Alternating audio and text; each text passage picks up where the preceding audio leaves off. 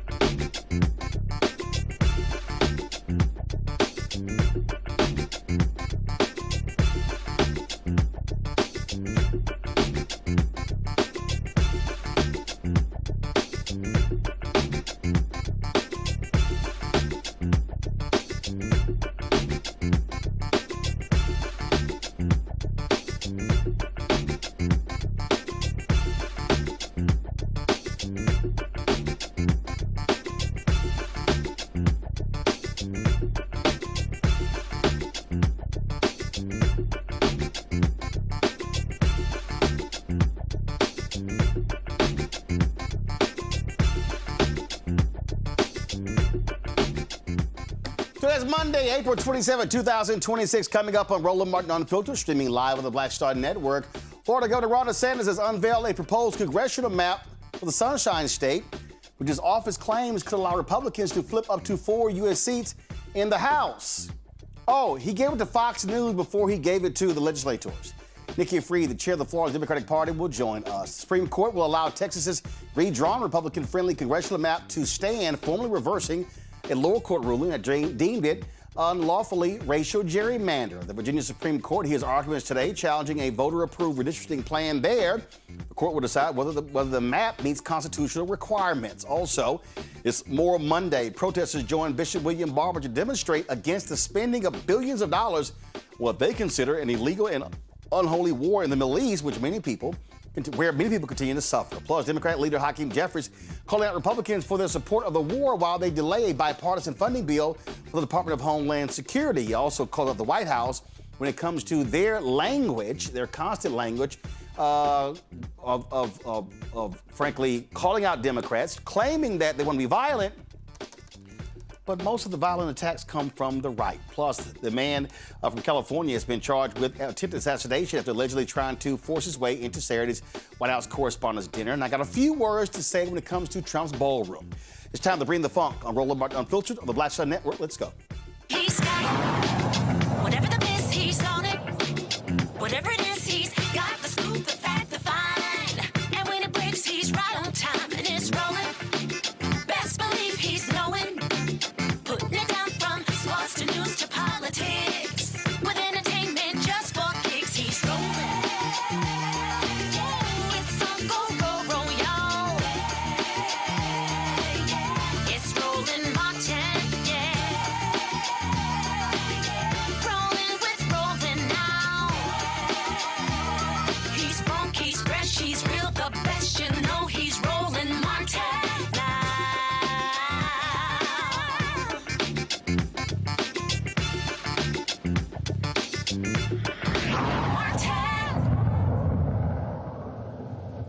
A week ago, there were a lot of Republicans in Virginia complaining about voters there picking or choosing new maps. Many of them are going to be real quiet this week in Florida. Today, Florida Governor Ron DeSantis unveiled his new map for U.S. House districts. Go ahead and show us, y'all. Here's the map right here. Barely any blue dots. They want to pick up 4 seats there, okay? But guess what? He is so shameful, he didn't give this map to even Republicans or Democrats. He gave it to Fox News first. That's right. Republicans right now hold 20 of Florida's 28 seats, while Democrats hold just 7. They want to flip 4 of those 7 to the GOP side. Except there's a little problem. There's something called the Florida Constitution. Nikki Fried is the Democratic Party chair for Florida. She joins us right now. Nikki, glad to have you back on the show. So explain to folks watching and listening why that little pesky thing called the Florida Constitution could be a problem. You know, first of all, Roland, at some point, I'd like to come on the show and not be talking about the crazy crap that's coming out of my state. Unfortunately, Nikki, I'm from Texas, and I have to deal with crazy crap from my home state constantly because of people like Governor Greg Abbott and Lieutenant Governor Dan Patrick. Crazy. So here's the deal. In 2010, the people of this great state voted to make sure that Florida's congressional and legislative maps could not be drawn on partisan lines. That was done, 67% voted for this in 2010. So it is part of the Florida Constitution that says you cannot draw maps based on partisan lines. And that is exactly what the Republican Party and Ron DeSantis has done. And we really kind of started hearing that this issue back last year when DeSantis was gloating about alligator Alcatraz with Donald Trump and started to spew misinformation about the 2020 census and how Florida was deprived of more seats, even though he was governor during the 2020 census and failed to fund the census in Florida. So he's been playing this game for the last few months here in Florida and now has called a special session that starts tomorrow and has added 2 additional things to the call. Not having anything to do with the fact that Florida is the #1 state that's most unaffordable, that renters can't afford to stay here. Our property insurance is through the roof. Renters can't afford it. Our healthcare system is crashing, and the list goes on and on and on. But here we're going to call a special session to illegally, unconstitutionally draw maps based on partisan lines. Okay, and so now let's be real clear. He did the exact same thing in 2022.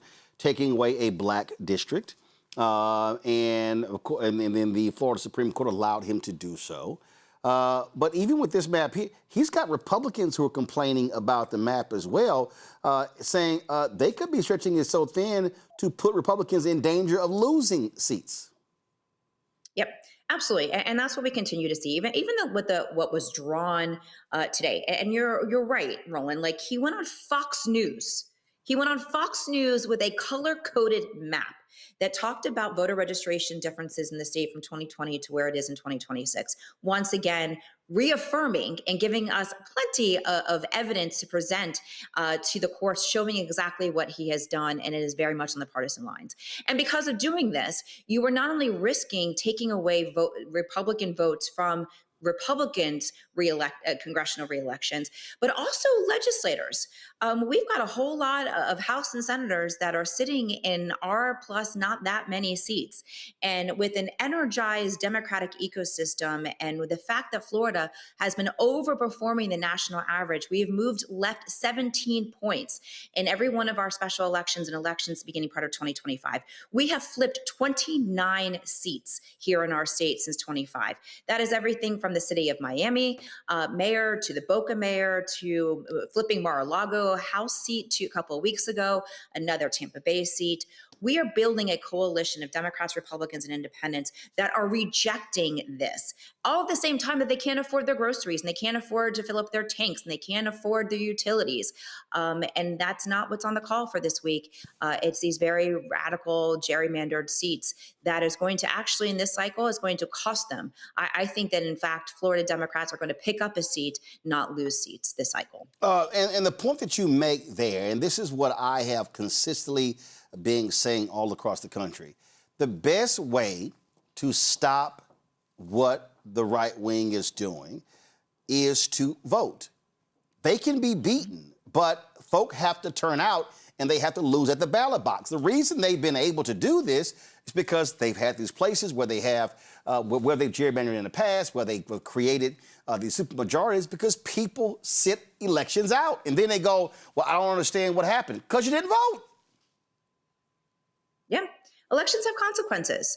And unfortunately, for everybody who is listening, Florida is not a lost cause by any stretch of the imagination. You just heard my statistics that since beginning part of 2025, we've launched what we're calling the Pendulum Project, which is year-round organizing in all parts of our state, no matter where the demographic is, red, blue, purple areas, rural areas, city areas, concentrations of college campuses to non-college campus areas. We are going everywhere. So certainly if you're listening to this and you want to be part of it, definitely go onto our website, floridadems.org. But because of this year-round organizing model, we are getting into communities and showing up and listening to what is on people's minds every single day. We contacted over 5 million Floridians last year and another few million this year, because we are taking this organization seriously, that an only way that we're going to be able to turn Florida around is by putting in the work, not waiting 2 months before an election, not putting things on TV, but doing the work on the ground in every community, listening to the voters and building a coalition. And that's what we're doing. We've got incredible candidates that are running for office all the way up and down our ballot that are listening to the voters, and the Republicans have played their hand here in Florida. So don't give up on us, because we have not given up on us. We are putting in the work. We're flipping seats. We're getting incredible candidates to run for office.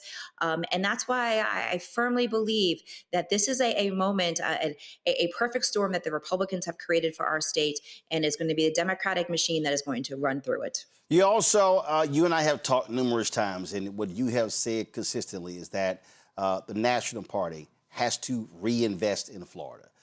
Too often what they've done is they've come in, they've raised millions of dollars in various cities from rich donors there, and then took the money and left and never came back. Democratic House Leader Hakeem Jeffries announced they're going to spend $20 million targeting Republican congressional seats. Since he made that announcement, how has your fundraising been? I take it that was music to your ears, but has it also caused other donors to say, wait a minute, if Jeffries is making this move, then we also need to follow. We saw what happened when he made the big investment in Virginia and that ballot initiative passed. Yeah, and that's exactly right. And I had spoken to individuals in leadership and Speaker, I'm going to call him Speaker because that's what he's going to be soon, Speaker Jeffries' camp to make sure that we are, in fact, talking to each other, that there's the right messaging here in Florida, too, because you're right. A lot of people come in and they spend money in Florida. And that is not going to bring us wins. You have to invest here, investing in the infrastructure, investing in the year-round organizing, investing in candidates and the things that they're building on the ground. And so with that $20 million announcement, it gave us an opportunity to go back to the donors who have been skeptical, saying, oh, Florida, wait until the national groups come back into play. It is too much, too expensive. We spend all this money. And now what it's saying is like, listen, the flag has been raised. Hakeem raised it, says we are playing in Florida. We are competing in Florida. And we're not going to back down in Florida. And this is an opportunity now for me and the rest of the Democratic ecosystem in Florida to go back out to these donors, to go back to these organizations that have left our state realistically since 2020. When we were not able to produce that success and that win for Joe Biden. And so we have a lot of ground to make up, but we are making it up every single day. So for donors that are out there and are listening, we have not backed down. We continue to show up. And you're right, Roland, you and I have talked about when DeSantis first drew these illegal maps in 2022, and he announced, and people need to remember when he put out those illegal maps in 2022, on MLK Day to take out one of the Black congressional districts here in our state. And I made it very clear I knew exactly what he was trying to do. He was trying to get to the Supreme Court of the United States to overturn the Voting Rights Act. And that's exactly the game plan that is continuing to showcase here in Florida. And we're not backing down. We're getting more organized. We are more cohesive and more united here in the Democratic ecosystem in Florida than we have ever been. Everybody understands this moment. Everybody understands that the intensity this moment needs to bring. And so now we are organized. We've got a game plan here in Florida and realistically need a lot of our national donors and those who have thought that Florida was too expensive to not invest here. Are you also telling, let's be real clear, are you also telling national Democrats, national Democratic strategists, don't bring your ass to the Sunshine State trying to tell us how to run elections? You better listen to the people here to understand what's happening on the ground, because that's something that all across the country I hear, where what happens is on the House side, DCCC, on the Senate side, the DSCC, they come in with all their know-it-alls and they want to spend all the money on television, not realizing that you got to put money on the ground game as well. Are you making that perfectly clear to folks to say, hey, you listen to those of us who are from this state, from these cities, from these communities, from these neighborhoods, from these blocks, from these streets to know how to win here? Are you on my phone, Roland? Do you have a bug on my phone? Because it's legitimately, for 8 years, these are the conversations that I've been having, even with the White House, when President Biden, would be doing, some policy initiatives about Central and Latin America that doesn't necessarily jive with what's happening here in the state of Florida. And so it has been a consistent drumbeat, and including last week, making sure the messaging, and if they're going to be targeting a part of our state, we are different than other parts of the country. You cannot take polling from Texas on Hispanic voters in Texas and think that is going to translate to voters here in the state of Florida. You can't take messaging from New York and think that you're going to bring it down here to the state of Florida. So that is something that I do on a very consistent basis to all the national operatives and saying, listen, we are boots on the ground here in Florida. We are talking to our voters every single day. If you put money in our state and put it onto TV and the message is wrong, you not only have wasted donor dollars here, but you've also taken us back. And so that's an argument that I even made last week, making sure that it's going on to radio and it's going to minority-owned different publications. Make sure you're putting it on the ground, you're putting it into digital spaces.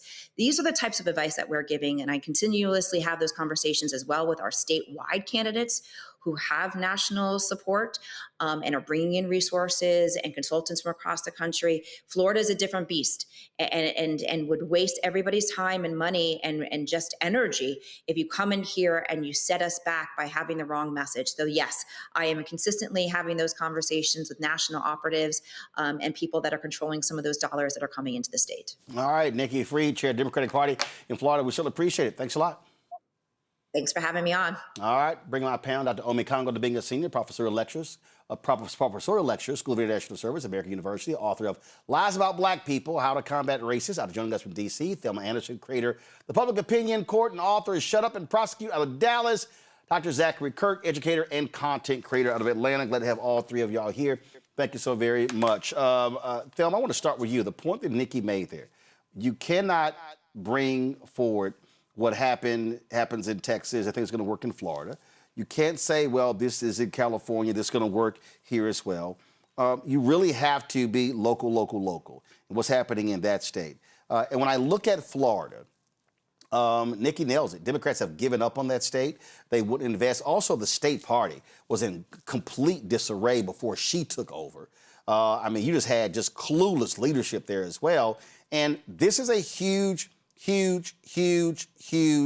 state. It is in terms of you look at the presidential election. Florida used to be a competitive state. It was a state that Democrats competed in, and often was so goes Florida, so goes the nation. And when you look at the map, California has the most delegates. They have the largest congressional delegation, 54. When you look at Texas, that's 40 electoral college votes, 40 congressional seats. You look at Florida, you're talking about that number there, 30. That's huge. And so if you're Democrats, you have to compete in Florida if you want any shot at winning the White House. But in this battle right here, it's also important to make the investment to win statewide office, to win congressional seats, to win state Senate, state House, mayoral elections. You got to be organizing the whole state. You can't just give it up. No, I absolutely agree with you. And to see Nikki, and that they have a leader, they have someone that they can pump into that is going to lead them to better results. Now, we are in a time now where it's more of an option for them to go back into and refuel, because we know that when you give up on something, you got to come in and you got to recalibrate and you got to refuel. And I think it's the perfect time to go back into Florida, and knowing that DeSantis is attempting to do something that his neighbors have done, and he knows that it won't work, but because he has done it before, he's like, oh, let me stick it out there again and see if it sticks. But thankfully, they do have an amendment that actually is going to put them on pause. But do we really believe in the Supreme Court for them to actually do what the law states? And outside of that, because the Democratic Party continues to say, oh, well, we're going to push out of Florida, we cannot push out of Florida. Florida is a state that can be up for grabs, but do we know if it's up for grabs if we are continuing to take money out of a state that can be beneficial for the Democratic Party? The thing here, when you talk about these seats, Omi Kongo, it has been extremely precise how Republicans have utilized computers and algorithms to really narrowly draw these lines, to know how to shift 1,000 or 2,000 or 3,000 or 5,000 voters to give them an edge. But the reality is turnout is always the issue here. And you've got some Republicans in Texas who are worried that the redrawing of maps there could also put some of them in jeopardy. And so what Nikki Fried is saying is correct. If you invest in the ground, you can beat them at their own game by turning out more of your people. And so it's not, so if Florida does do this, it doesn't mean that, oh my goodness, it's all over. Democrats could still do well if they turn their people out and vote in massive numbers. It always comes down to numbers across the entire country, and you always talk about that, Roland. You talk about, particularly as it relates to black voters, if we just vote our numbers in so many places, we could have flipped some red states blue or at least turned them purple. And, the fact of the matter is that we still don't seem to understand that. When it comes to Florida, there are some good candidates there, but they've seen wins already in Miami and other spaces. You got people like David Jolly, who people look at as a strong gubernatorial candidate. they can. This has always been the case. And so if people are really serious about Florida, now from the national level, if they're really serious about Florida, they're going to put some resources in, because just from your guest alone, there are people on the ground doing real work. And it seems like for the last, I don't know, 3 or 4 elections, we've always said that this election is the most important election of our time, right?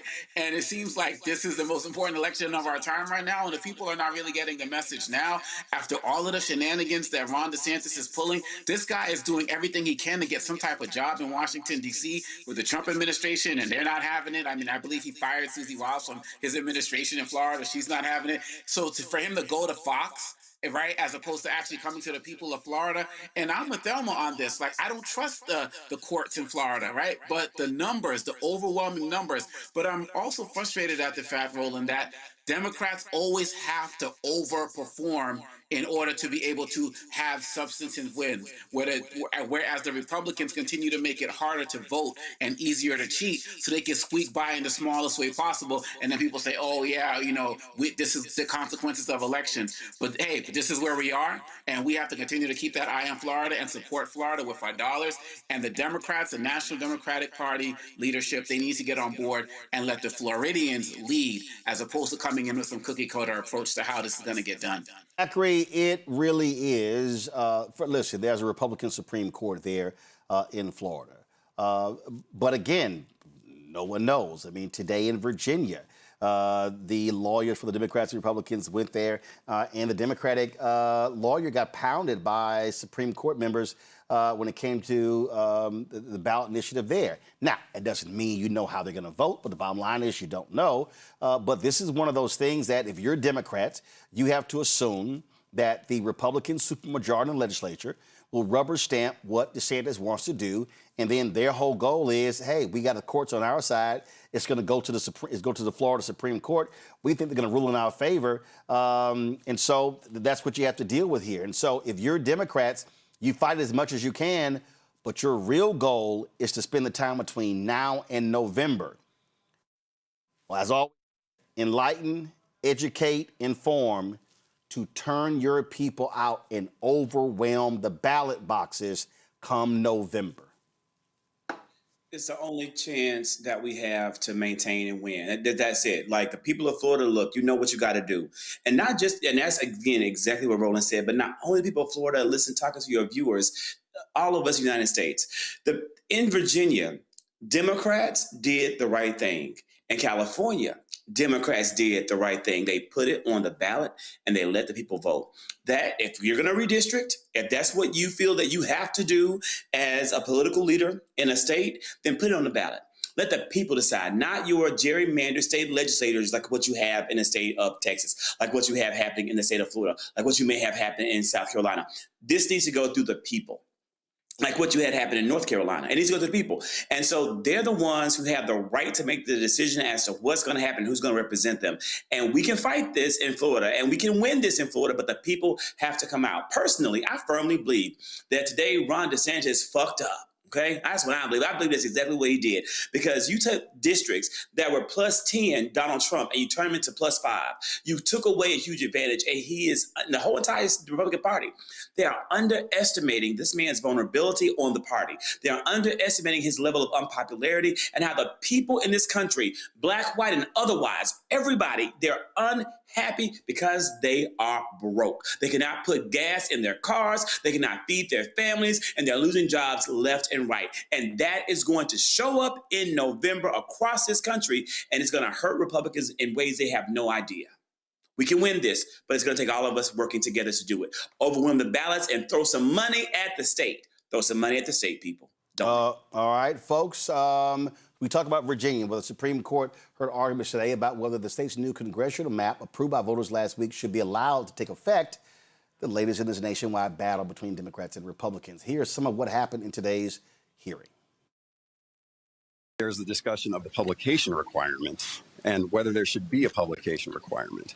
And Mr. Slaughter states in no uncertain terms that the whole reason for removing the publication requirement from before the next general election issue is that the idea is that the people get to get educated before they vote to ratify it. And so therefore, that is when people need to be educated, is when they actually vote.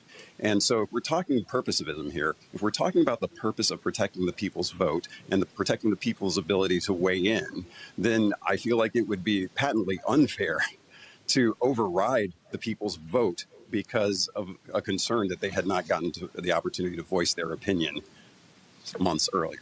Regarding the special session surviving the convening of a general session, do you have any authority other than constitutional silence? No, Your Honor, there's no authority one way or the other on it. It really just comes down to the fact that, and there is one thing I do want to correct on the record about that, though. There's a lot of discussion of 611 or 612 days of continuous session. But to be clear, the legislature did business a grand total of 14 days.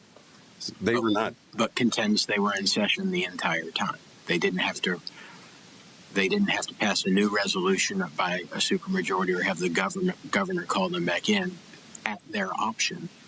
And weren't they actually pro forma continuing the session the entire time? Yeah, they recessed the session several times. But the bottom line is, Your Honor, they were actually in session for 14 days. So the session lasted the entire 2 years. Whether they did business during the session is a different question. Well, perhaps, Your Honor, but the bottom line is there's no reason to start talking about how this legislature created some non-citizen or professional legislature. They were in for 14 days. They didn't violate any concept of a citizen legislature by remaining in recessed session for a long period of time. They only actually did business for 14 days. And so given that, and given the fact that there is no authority one way or the other, but the bottom line is that they weren't converting themselves to a citizen legislature. I really don't think that there's any constitutional argument that they somehow violated their powers as a legislature to continue the session. Unless there are any further questions. I have one, but I didn't want to eat into your time on the 3 issues that are before us. My understanding is there's additional lawsuits that are working their way through the courts. Can you give us a just very quick update on essentially where those are, if you're able to? Yes, I am, Your Honor. Okay, there are 2 other lawsuits working their way through. Currently, one has been filed. The Commonwealth has filed a notice of appeal in the Court of Appeals. This court then certified it to itself. We currently have a motion to expedite that's pending and awaiting a ruling on that. There is also a litigation on the compactness of the maps. The Circuit Court of Richmond ruled yesterday that the maps are both compact enough, and the constitutional amendment abrogated the compactness requirement for this anyway. And we have not seen any response to that just yet, but that was yesterday. Was that a final order on the merits or a final order on a request for an injunction? That was an order on a request for an injunction, Your Honor. So, to the best of your knowledge, there's no final order in that one? That is correct, Your Honor. A lot of balls in the air. There's a lot going on, yeah. It's helpful to have the latest on that, so thank you. They've been keeping me busy. We figured you'd be the one who would know.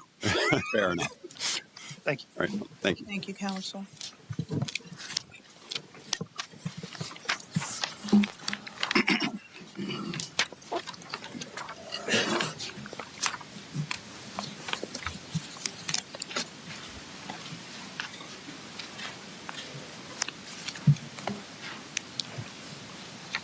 Good morning, Madam Chief Justice, and may it please the Court.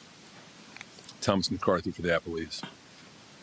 The Virginia Constitution and Code delineate a very specific and detailed process for amending the Constitution, a process that proceeds in 2 stages with an important role to be played by the voters of the Commonwealth in each. The Court held nearly half a century ago that Virginia voters are entitled to strict compliance with that constitutional amendment process.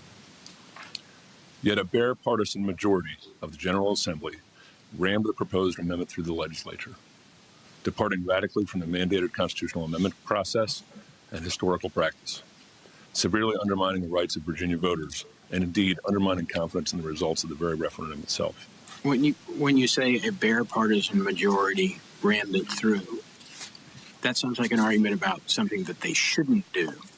but we're only concerned with what they couldn't do. It doesn't matter that it passed by one vote, and if it only passed by one vote in the General Assembly, if they have the power to do it, or if they followed the right procedure. They clearly have the power to do it. The question is, did they follow the right procedures? So I would ask that you focus your argument on that.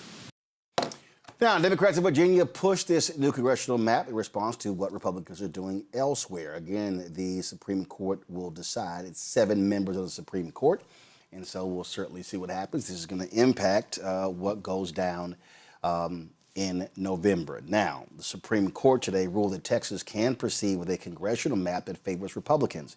In a 6-3 decision, the court formally reversed a lower court's ruling that deemed the map an unlawful racial gerrymander. The high court's ruling allows Texas to use the congressional map passed by the state legislature last summer in the upcoming November elections. This map could secure Republicans up to 5 additional seats in the House, and it would remain in effect until at least the 2026 election. The dissenting justices in the summary reversal were Sonia Sotomayor, Elena Kagan, and Justice Ketanji Brown Jackson. Now, why is this Supreme Court decision in Texas important? Because the lower court called it a racial gerrymander. The Supreme Court will be issuing its opinion in the Louisiana versus Calais decision. Why is that important? Because they could very well rule, and based upon the questioning that we saw within oral arguments, they probably going to rule that race cannot be used in the creation of these districts.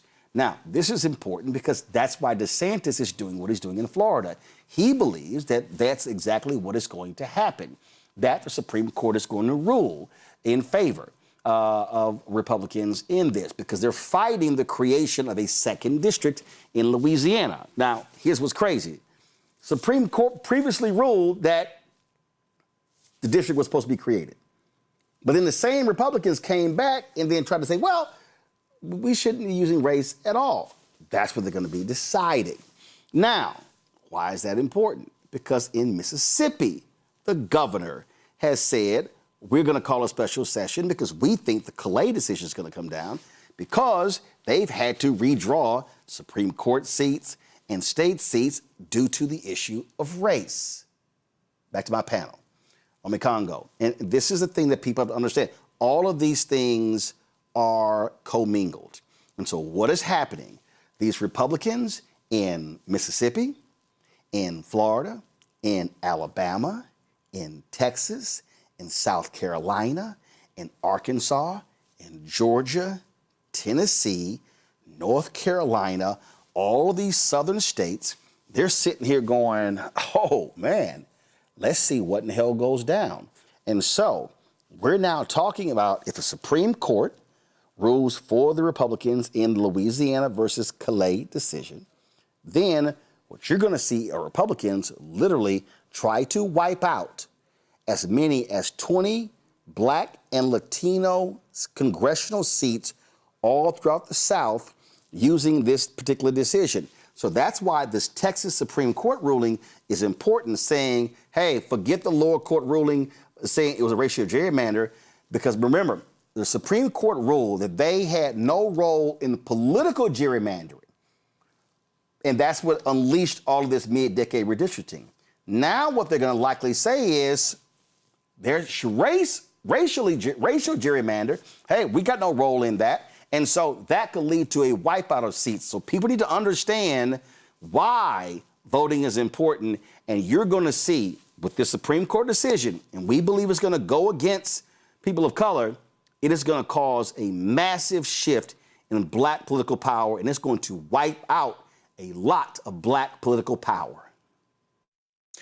I mean, and you add to that what's gonna happen in that decision relating to the Voting Rights Act as well, and they are, as a word has said, with surgical precision, targeting all aspects as it relates to Black empowerment through the political process and voting. As I said earlier, they want to make it easier to cheat and harder to vote. If we don't come out in these overwhelming numbers, it's I don't want to say lights out, because we've been in worse situations and we fought for these rights, but all of the struggles that we've put through to get to this point, you know, with the Civil Rights Act, the Voting Rights Act, it's all being wiped away, and they're doing it slowly.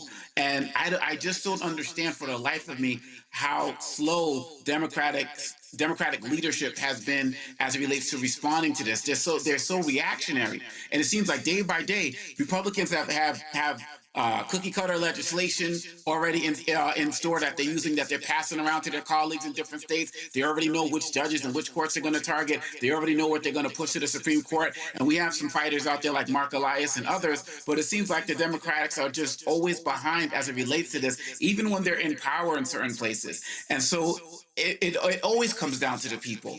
And it's unfortunate that we don't have leadership that's as strong, that listens to people like you as they should, because Roland, again, you've been one of the people at the forefront of talking about this. And I mean, some Democrats do get it, but not enough. And since the Democrats don't get it, all we really have right now is the people. All we have is independent media sources like this, lawyers who are out there really doing their work, grassroots organizers who are out there in organizations that you talk about supporting all the time. And for everybody out there, this is why Roland's always saying, send the money to the local organizations doing the work, or the grassroots organizations doing the work, as opposed to the national Democratic leadership, because it seems like at many levels they don't really know what they're doing. But this is an all hands on deck approach, and you really laid it out of how it's happening across the country, particularly in the southern states, and it's only going to get worse if we don't act right now. See, Zachary, what I need black people to understand, I'm not having primarily, I'm not making a Democratic argument. I'm making a black argument. I'm making a Latino argument. Now, what I'm also doing, though, is looking at the reality of where is black power. Okay? The 4 Republicans in the House, they're going to be gone come January. Okay? Wesley Hunt ran for U.S. Senate, couldn't seek his seat. Byron Donalds is running for governor.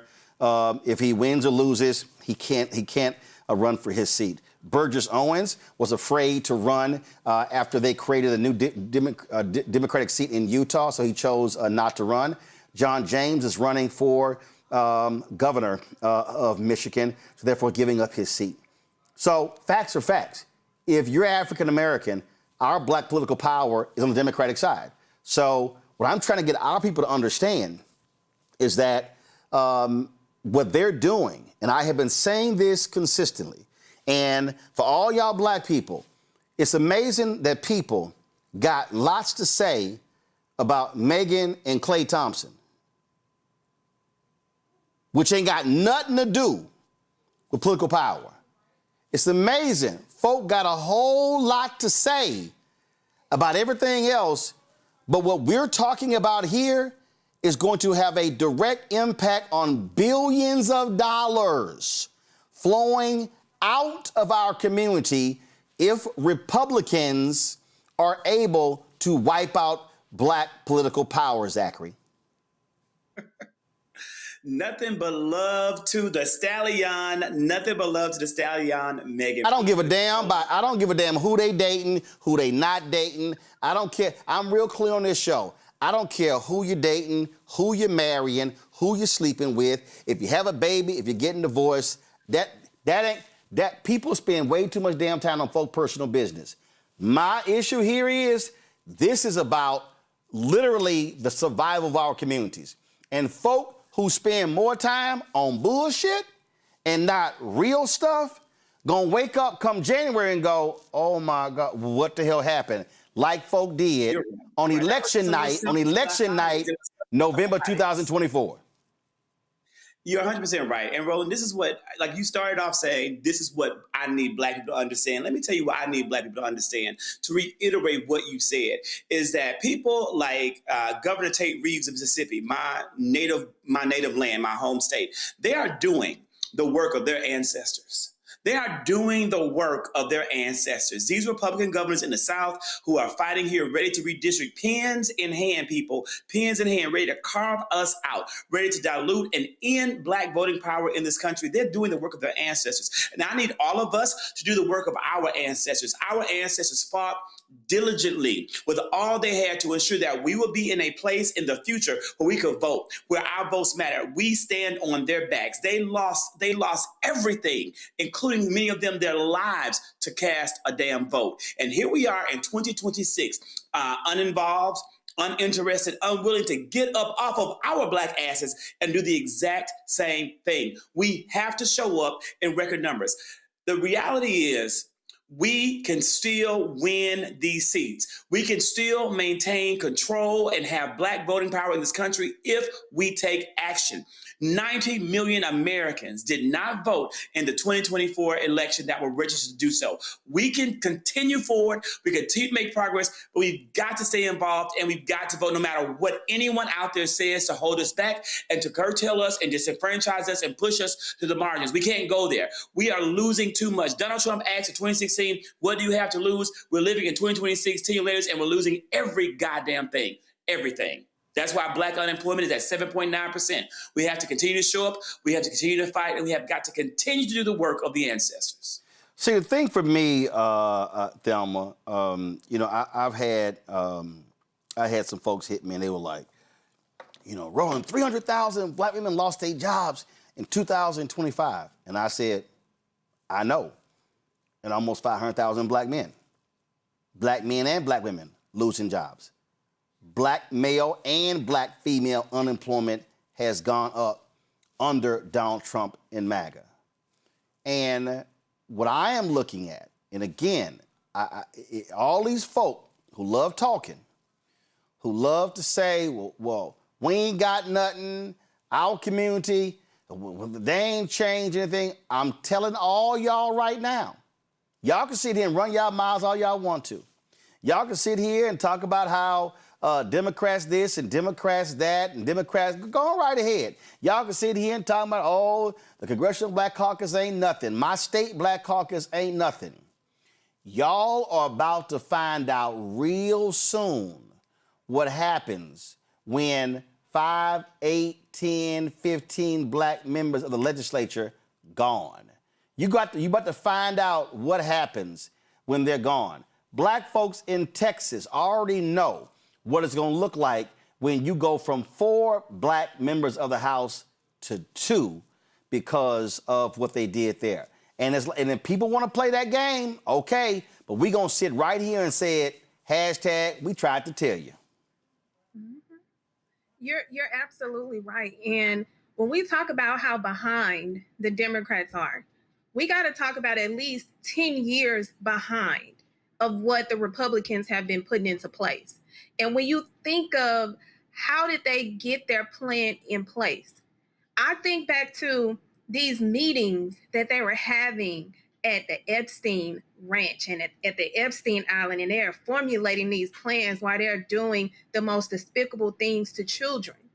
That is because they knew that their time was going to come where they needed the power in order for them not to be held accountable.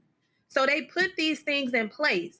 And when you have leaders that brought it to the front in the Democratic Party and they set their ass down and didn't do anything, then we got to look at the African-American community.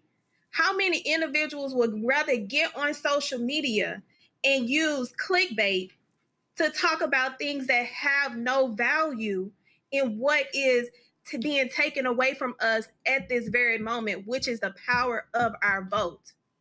Our votes that our ancestors shed their blood for, had to stand in line, had to vote with jelly beans, had to do the unthinkable in order for us to have the ability to vote. And we take it so lightly, as if, oh, we're just going to wake up the next day and we're going to have our ability to vote. No, that's not what they're doing. Their plan was put into place.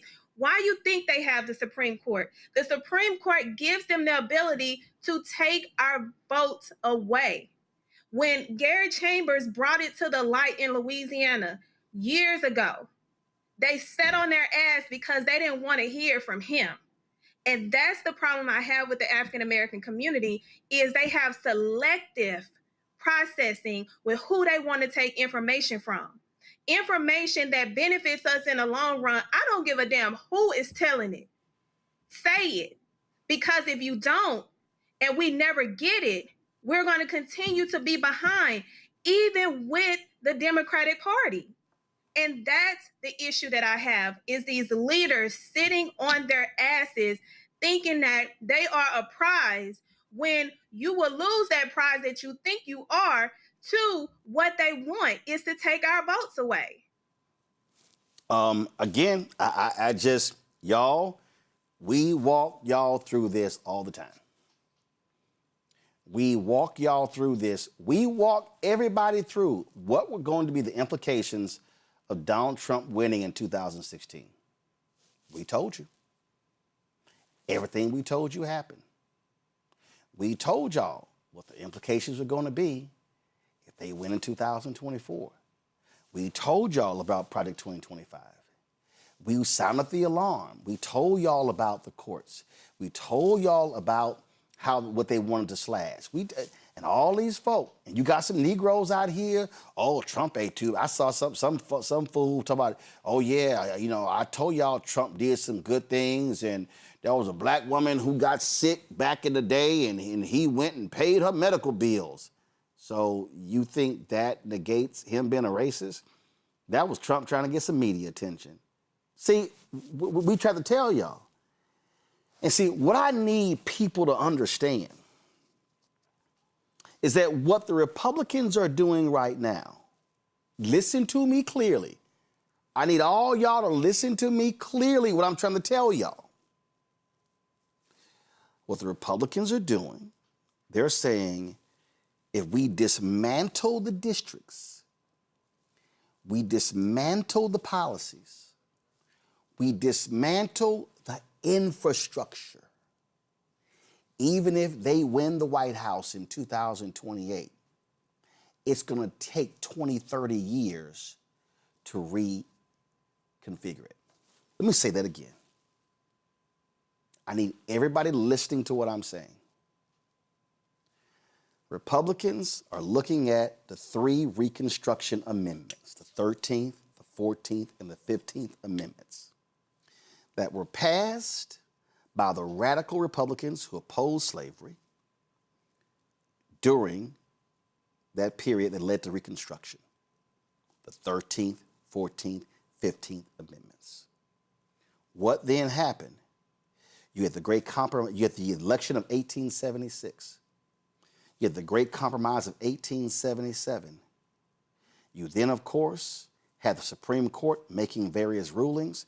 And then you had, of course, the Plessy versus Ferguson ruling in 1896. That Great Compromise of 1877, listen to me clearly, the Great Compromise of 1877 led to the wiping out of black political power all across the South. 1890, the Republicans, in Mississippi, the white folks there said, oh, hell no. No, hell no. We can't have this. So they had a state constitutional convention in 1890 where they took the right to vote away from black people because the white folks said there's too many of these black people who are winning office. Because after the end of slavery, from 1865 through 1876, y'all, 1865 to 1876, black political power, they wielded that power quickly and decisively. They passed laws all across the South. There were more black state legislators in South Carolina than white. And they said, no, we can't have this. So what happened? A contested election in 1876 leads to the Great Compromise of 1877, effectively ending Reconstruction. You had the storming, the coup of Wilmington, North Carolina, and they begin to wipe out. And that's when Congressman White gives his speech, his famous Phoenix speech from the floor, because he was the last remaining black member of Congress. He gives that speech. Did y'all do the math? The Great Compromise of 1877, Plessy versus Ferguson was 1896. That's 19 years. With these people, and then 1896, you don't see another civil rights bill. Last civil rights bill, I think, was 1875. You don't see another civil rights bill in America until the watered down one in 1957. And then you get to the 60s. And so what today's Republican Party, not the radical Republicans in the 1800s, today's Republican Party is aligned with the Southern Democrats of the 1800s. Today's Republican Party is sitting here going, how can we dismantle as many of the laws and the rules that were put in place during the Civil Rights Movement and after the Civil Rights Movement? Contracts, education, housing, health, dismantling the billions in grants. Because when you take the grant money away, you're now destroying the organizations. Y'all to hear what I said. You take the grant money away, they're destroying the organizations. The organizations are within the communities. And so now, when you choke off the money, you no longer are seeing the results. What did Doge do? Doge choked the money off for AIDS programs in African countries. A year later, what are we now seeing? The rise of AIDS in those African countries. And so what I need, black folks, and we love commenting on bullshit on social media. What I need y'all to understand is that what we are seeing right now is the targeting of anything black and everything black. They laid it out, and they're saying if we completely disrupt and dismantled the federal laws that guaranteed voting rights, the federal laws that determine congressional seats and state seats, if we dismantle these things, then we are wiping out the complete black infrastructure. And that's why I framed this in January of last year as this is the defunding of black America. And it's happening before our very eyes. And so you can be consumed with all this other stuff. You can be sitting here, you don't like me, you can't stand what I say. Oh, you met me and I was rude, which is nonsense because I speak to everybody when I go anywhere. Y'all can say, you can say whatever you want to. You can sit here, y'all can trash me on Threads, Twitter, Instagram, all over the place, but I'm not lying. And I'm telling you right now, black people, if this continues, and if we do not vote, and I'm gonna take a break, and I'm gonna show y'all what happens when we don't vote. The last election was the largest gap in white-black turnout in 30 years. I need y'all to understand. We scared the shit out of them in 2008. In 2008, black people, by percentage, voted at a higher rate than white people did for the first time in American history. And that was with the election of then Senator Barack Obama. That was 2008. 2010, many of us who showed up in 2008 didn't show up in 2010. And then you had the Shelby County versus Holder case that was decided by the Supreme Court and that gutted Section 4 of the Voting Rights Act. And that's when they began to fight the Voting Rights Act, shut down polling locations, change voting rules, put in voter ID, because they saw with their own eyes the power of black voters. And they said, no, we can't handle this. And what has been our response since? We have had fewer of us voting in each election since 2008. I've always said, when you show what you are capable of doing, you got to keep showing them. And you got to keep turning out. They are absolutely scared of the future of black people and Latinos and Asian Americans being in charge. My book is called White Fear, How the Browning of America is Making White Folks Lose Their Minds. This is the book, y'all, and I laid it out.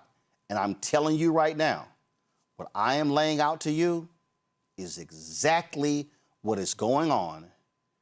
And I'm telling you, if we continue to play games and to be talking about every other thing and ain't got nothing to do about our future, we gonna look up and we gonna see, and we already seeing it, we gonna see scholarship programs wiped out.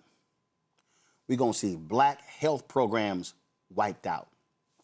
We gonna see education opportunities wiped out. We're gonna see black political offices wiped out. We're already seeing last year, Biden-Harris, $10 billion in federal contracts going to black-owned businesses, with only 2%. That sucker's already down to 1.2% under Trump. So if you lose economics, education, health, civil rights, social justice, they've wiped out your black infrastructure. And that is their aim. So, folk, I'm telling you right now, you can mark it down at 7:02 p.m. Eastern on April 27th. If we sit these elections out and let them win, and when it happens, y'all mark this moment. You cannot say you weren't warned. You cannot say the flag was not flown. You cannot say the siren was not sounded. Because it is. We're going to keep hitting it every day, whether the haters like it or not. I'll be right back.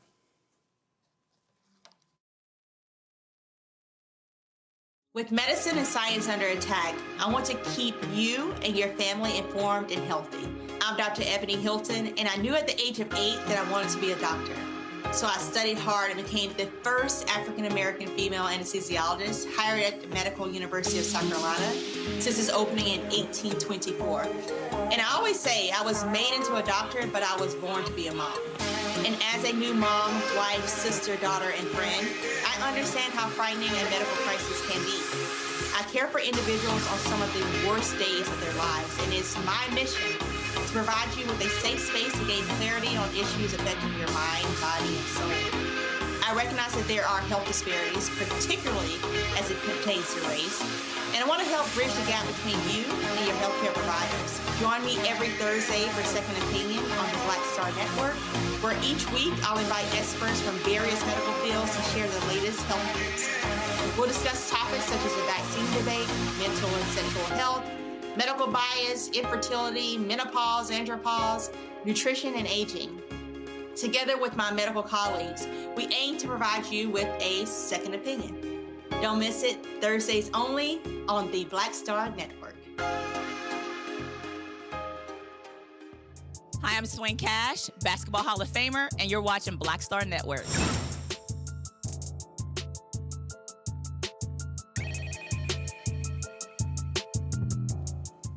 Folks, today in D.C. was Moral Mondays, and repairs of the breach organized several protests in D.C. right down the street from us, really a block away. They protested what they call the illegal and immoral war in the Middle East. The Trump administration is spending billions of dollars on warfare while people are suffering. Bishop William Barber made it known that they are standing against the policy of violence, abandoned communities, and the normalization of destruction. Today, we are here for the third Moral Monday. Stop the war and save lives.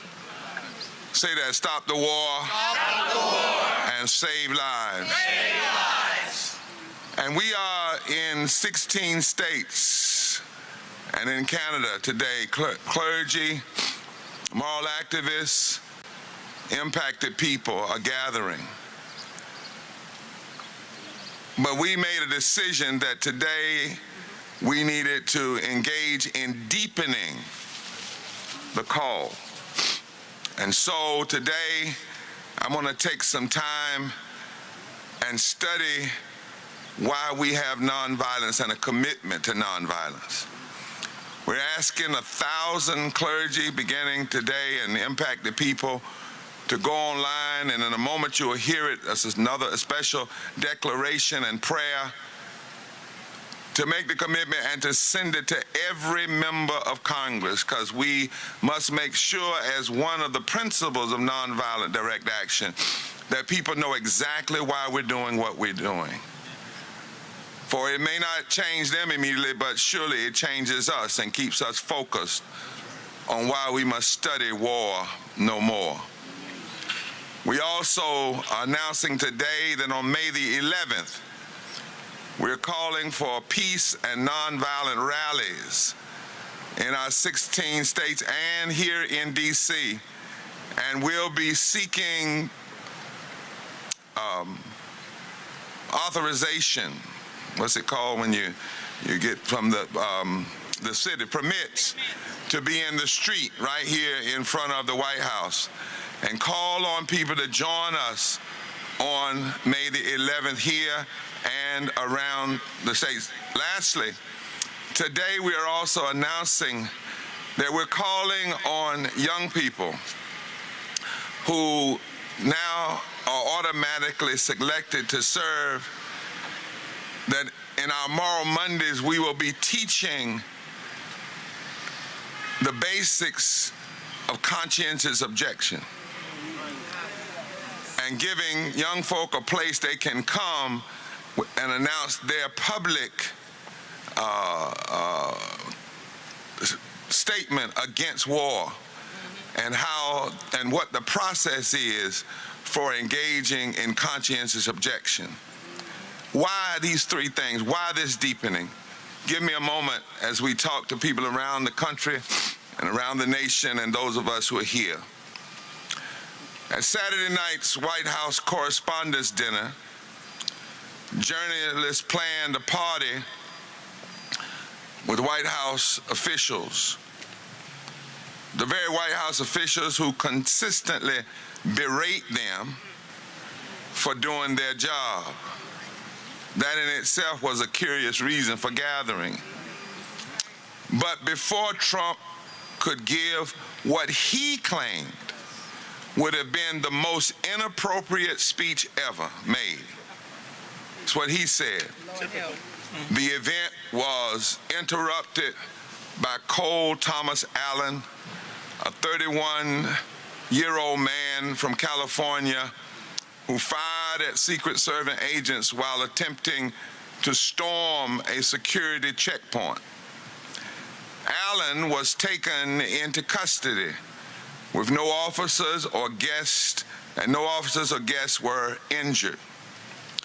At a press conference back at the White House, Trump claimed he felt everyone coming together before the shots were fired, and called for unity in response to the gunman's action. But President Trump has spent a decade or more exploiting every possible fault line to divide Americans. He has incited violence against members of the media at rallies, and he kicked off the celebration of the United States 250th anniversary in Des Moines, Iowa last July 4th by declaring hatred for Democrats and others who would not support his dramatic cuts to nutrition assistance and health care, which are also forms of violence. We know very little about Allen or his motive for this attack, but this much seems clear. Allen believes what the president and many others in our society believe, and that is that peace will come when their enemies are obliterated. And they must use violence to win the world that they want. This idea is what Jesus called bad leaven, a spirit of division and violence that cannot be easily turned off once it has been unleashed to serve some political goal. Once this bad leaven is unleashed, once this spirit, impure spirit is unleashed, it's hard to turn it off. You heard Bishop Barber there talking about the man who's now been charged with attempting to storm the White House Correspondents Association dinner. He has been charged with, again, attempted murder on Donald Trump. Cole Thomas Allen, an educator and engineer, was formally charged during his first court appearance. He faces additional charges for using a firearm during a violent crime and for transporting a firearm across state lines with the intent to commit a felony. An FBI affidavit reveals details about Allen's planning. Authorities allege that on April 6th, he reserved a room at the Washington Hilton where the event would take place. He traveled by train from California last week and checked into the Washington Hilton a day before the dinner with his room reserved through the weekend. The event had barely begun when the 31-year-old resident of Torrance, California, armed with a shotgun and a pistol, attempted to bypass a security barricade a floor above the ballroom. This prompted an exchange of gunfire with Secret Service agents. One agent was hit. He has since been released from the hospital. It led to the cancellation of the dinner. Allen's next court appearance is April 30th. Now, what then happens is Donald Trump goes to the White House, holds a news conference, praising security, and then he uses his opportunity to tout why his ballroom should be built. Okay. But y'all, and then, of course, what we've now seen is this unleashing of attacks on Democrats saying that, oh, the leftists are what's wrong with this country and they're the violence that's taking place. Well, the first guy who tried to shoot Trump was a Republican. The second dude who had a gun at Mar-a-Lago was a Republican. This dude was a registered independent. So you got all that going on. So we're going to talk about that. But here's what is quite interesting. So Trump uses this moment to tout his ballroom, and the right wing follows. And you got Senator John Fetterman, others like, oh, yeah, we need to build a ballroom. So let me help y'all out who don't know anything about this. The White House Correspondents' Dinner is put on by the White House Correspondents Association. That's not a White House organization. That's a group of journalists. The dinner, the occupant of the White House is an invited guest. It's not his dinner. So this notion that you can just move it to this ballroom is a lie. Okay, here's the other thing, y'all. Trump's ballroom, it's supposedly only going to be able to hold 650 people. You know there were more than 2,000 people at the dinner on Saturday night? So the ballroom is going to be too small. So now Lindsey Graham is coming out by saying, oh, he's going to introduce a bill for the taxpayers to spend $400 million on Trump's ballroom. Now, the reason I'm making this point is because the right wing is lying. They're lying. Y'all, I've been to numerous events where the president or the vice president's there. And all these people are, oh, no, we got to have a safe place. We have to have a safe place for the president to be able to have events. Well, that's interesting because there are events all around the country where the occupant of the Oval Office goes, where J.D. Vance goes, and they don't shut the whole building down. Y'all, they just don't. Let me reiterate. This guy did not storm the doors of the ballroom where the dinner was being held. This ballroom is 2 floors underground. I've been to the dinner. I've been to that hotel. I've been to that hotel for other events. Okay? People stay at that hotel who don't go to the dinner. You come through the front door, you got to go down 2 levels to get to that ballroom. The shooting took place a level above the ballroom. So can we be honest with people about what actually happened? to the other point. Republicans are saying, oh, it's these leftists. They're so violent. I'm sorry. Who organized January 6th? Who stormed the Capitol? Who wanted to kill Vice President Mike Pence? Who attacked police officers? What the hell y'all talking about?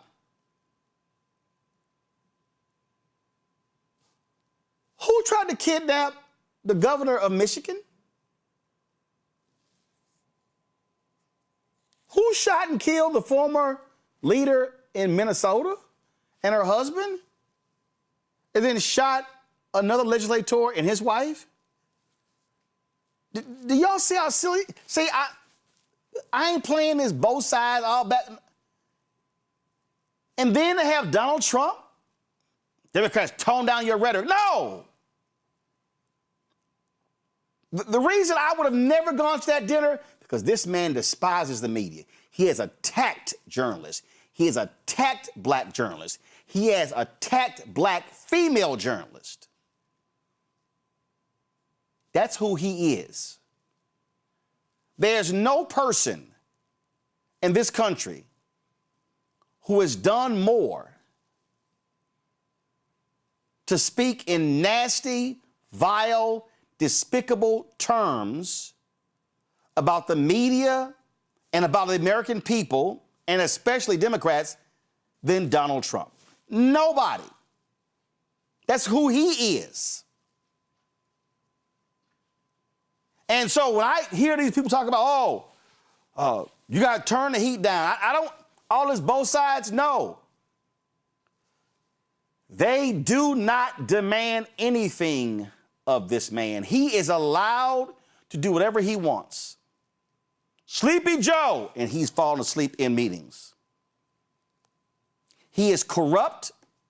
He is raping and pillaging this country.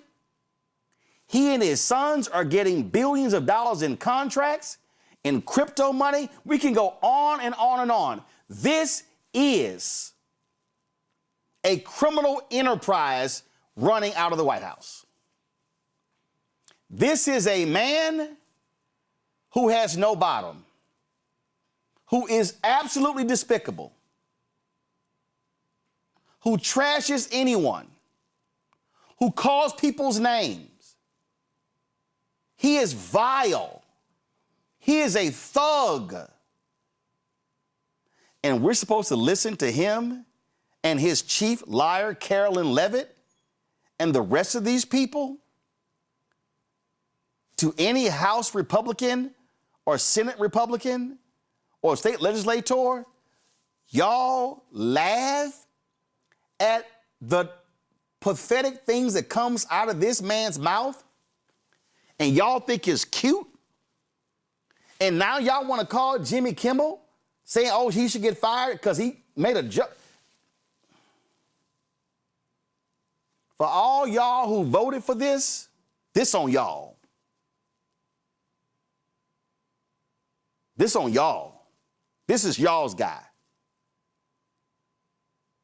And I'm telling you right now, if Biden or Obama or Clinton had acted even 1% in the same way this thug has acted, the howling and screaming from the right wing would be unbearable. They lost their minds over a tan suit. But they're silent. Laura Ingraham, Sean Hannity, Martha McCallum, Will Cain, and all of Fox News, and Salem Radio, and Scott Jennings, and Newsmax, and OAN, all of y'all, they're silent as this man demeans and degrades everyone. Because that's just Donald being Donald. He has no right to tell anyone to tone anything down when that's what he should be doing. Go to my panel. Zachary, your thoughts.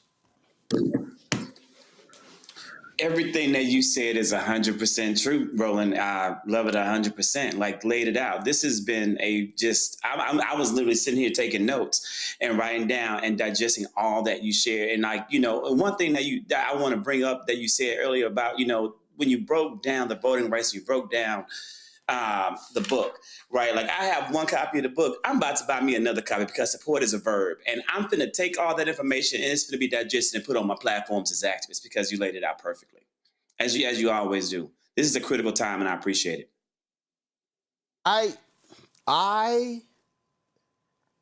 Omekongo, I am very clear on this.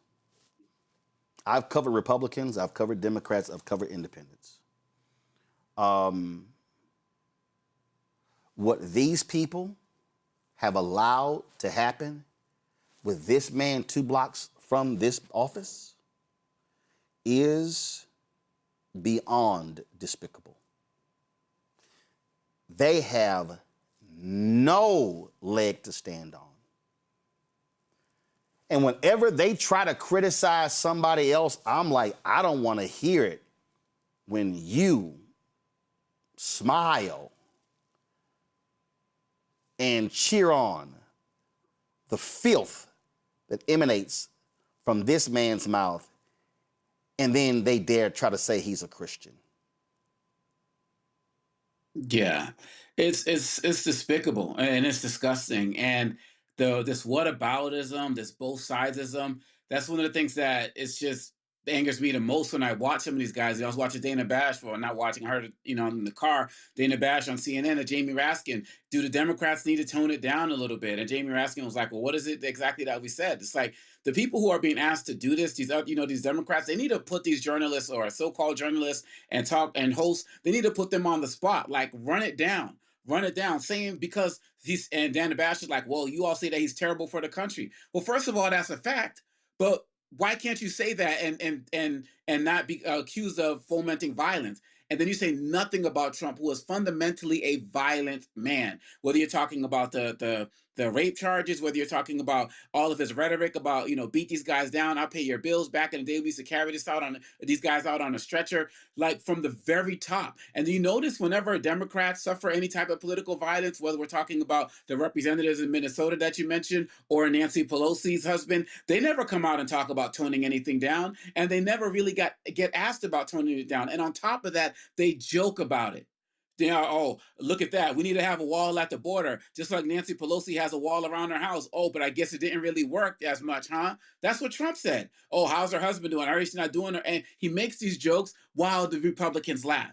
And so the media folks don't want to, the mainstream media folks don't want to call them out on their hypocrisy. The Democrats don't want to accurately challenge these hosts when the whataboutism is brought up. So all that's left is us. All that's left is those out here in these independent media spaces and our platforms to call out the hypocrisy, because the violence comes from the top. And furthermore, it not only comes from the top, the Republicans, they elevate violent people. They elevate racists. They elevate homophobes and misogynists and anti-Semites and Islamophobes. At least the Democrats, when something like this happens on the Democratic side, the Democratic leadership will at least call people out, maybe call people to resign, vote. I'm not saying they should do this, some voted, I think, to censure Rashida Tlaib or whatever. Maybe I was wrong about that. But at least they take some form of action to hold their folks accountable. Republicans, it's like getting to the top. It's a feature to be racist. It's a feature to be violent. It's not a bug. And so that's another reason why this whataboutism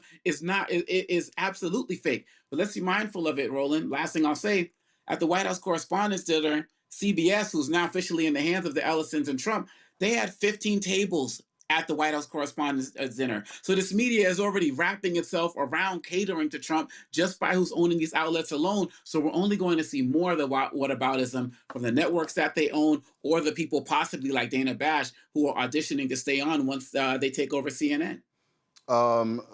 Again, I mean, we're going to call it like it is. Again, what these people are saying and doing, it's abundantly clear. I just need people to understand what's going on. And this man hates He hates the media. He hates any media that doesn't kiss his ass. And he relishes being able. He relishes being able to slam reporters that alter, and he specifically is and consistently is attacking black journalists, black female journalists, Thelma. And what drives me crazy, you're there in Dallas to sit here and have to listen to Texas Governor Greg Abbott and Lieutenant Governor Dan Patrick, who tries to act like he is just this super holy, super Christian, and they will stand with this evil man at every turn. Listen, we gotta call it like it is, just like you said. This is not just a Republican problem. This is a world problem because the world allowed this to happen for him to get into office. And when I'm thinking about this White House Correspondents' Dinner, when has this ever happened before? And we're talking about, oh, we need to protect the president. Well, maybe he needs to stop showing up so other people can stop being put into danger. Because when you look at the landscape of it all, it gives setup how relaxed they were. You can't tell me that the FBI and the CIA, with all of their technology and capabilities, did not intercept that man's manifesto and knew what his plan, his plot was, and knew when he arrived. Which goes into the effect of, okay, well, why was security so relaxed? Why was Kash Patel so relaxed? Why was Trump sitting up there like he said, I wanted to stay and see what was going on? Why was J.D. Vance so relaxed? Why was Hestage was so relaxed? Why was they all sitting up there like it was a goddamn party? Because look at the economy. He getting his ass kicked in the war. The Epstein files won't go away. The questions won't go away. Manipulating the stock market in order to say, oh, we got a deal today in this war. We don't got a deal tomorrow. We close to a deal. Hold on, the deal almost manipulating the stock market to enrich themselves while they are causing Americans to suffer. And the Americans that they want to suffer more looks like me.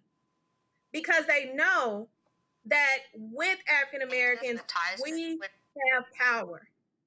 And our power is something that always scares them. So when we're looking at the whole landscape of how dangerous this man is, this man has been dangerous his entire life because he's had access. He's had resources.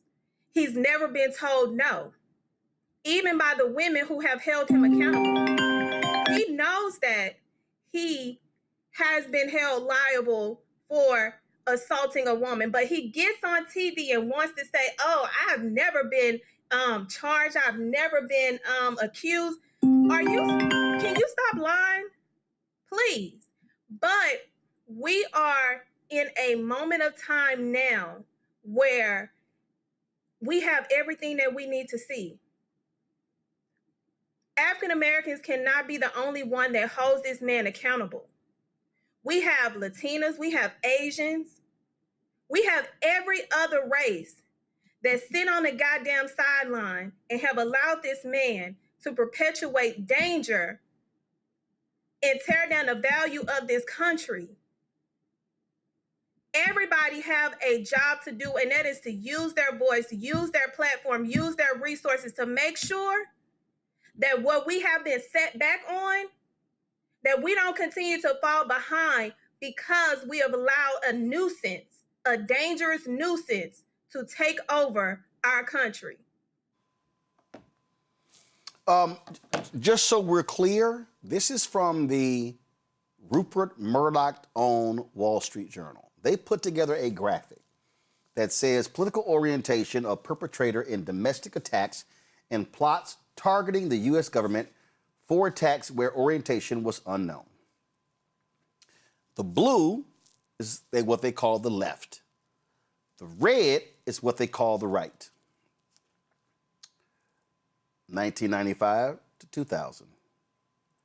2005 to 2010. 2015 to 2020, and then 2025. The source, the Center for Strategic and International Studies. This graphic clearly shows that since 1995, more of the political attacks have come from right wing. So Donald Trump is lying, Carolyn Levitt is lying, Fox News is lying. They all are lying. L-Y-I-N-G. They are lying. All right, folks, gotta go to a break. We come back. Black Star Network headlines. We're gonna talk about this NFL player who could have his charges dropped if he goes to counseling, ramming the car of his former girlfriend. I gotta talk about that. Don't forget, y'all, huge show tomorrow. Tell everybody what's going on tomorrow. Massive show. Iyanla Van Zant will be in studio here at the Black Star Network. Black women, black men, and domestic violence. 2-hour conversation, and we're taking your phone calls tomorrow. Folk, she is locked. She is ready to drop some knowledge. Trust me, it's a conversation you do not want to miss. Don't forget to support the work that we do. Join our Bring the Funk fan club. Our goal is to get 20,000 of our fans contributing on average $50 each a year. Folks, the work that we do. And listen, on this issue of domestic violence, we've had segments every single day since the heinous murder-suicide of Dr. Serena Fairfax by her husband, former Lieutenant Governor of Virginia, Justin Fairfax. We've been covering the story. We've been breaking it from all different angles and not shying away from having the difficult conversations. I don't know anybody else in black-owned media who's been doing what we're doing, and we're going to continue that. And so we want, so your support is critical. If you want to support us via Cash App, this is the Stripe QR code. Click the Cash App pay button to contribute. Checks and money order. Make it payable to Roland Martin Unfiltered, P.O. Box 57196, Washington, D.C. 20037-0196. PayPal's R Martin Unfiltered, Venmo RM Unfiltered, Zelle, Roland at RolandSMartin.com, Roland at RolandMartinUnfiltered.com. Back in a moment. Pull up a chair, take your seat. The Black Tape with me, Dr. Greg Carr, here on the Black Star Network. Every week, we'll take a deeper dive into the world we're living in. Join the conversation only on the Black Star Network. What's up? It's Talib Kweli. I'm CEO. This is the Black Star Network.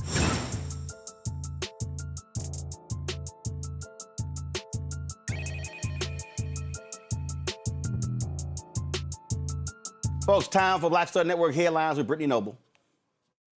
Iran has proposed to lift its restrictions on the Strait of Hormuz in exchange for the United States ending its blockade on the country and concluding the war.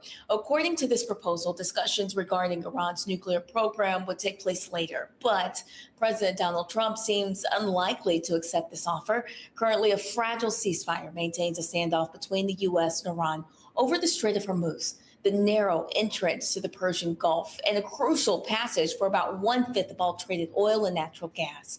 Iran has limited movement through the strait, while the United States has imposed a blockade on Iranian ports.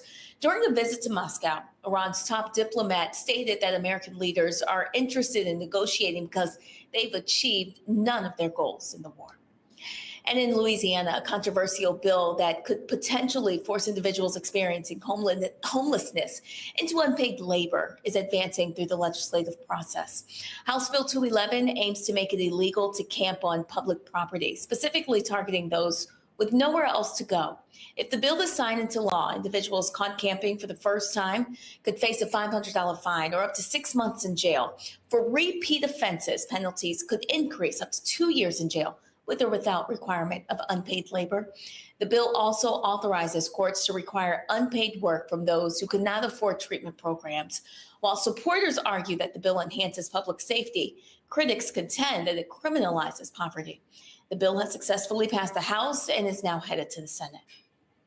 A man has pleaded guilty to the 2002 killing of rap pioneer Jam Master Jay, born Jason Mizell of Run DMC, in the New York federal court. 52-year-old Jay Bryant admitted that he assaulted others in entering a building to ambush the DJ in his Queens recording studio. Bryant's admission provides closure but adds complexity to an already complicated case. He did not identify the individuals he helped, but the jury in 2024 convicted 2 other men, Jay's godson, Carl Jordan Jr., and his longtime friend, Ronald Washington.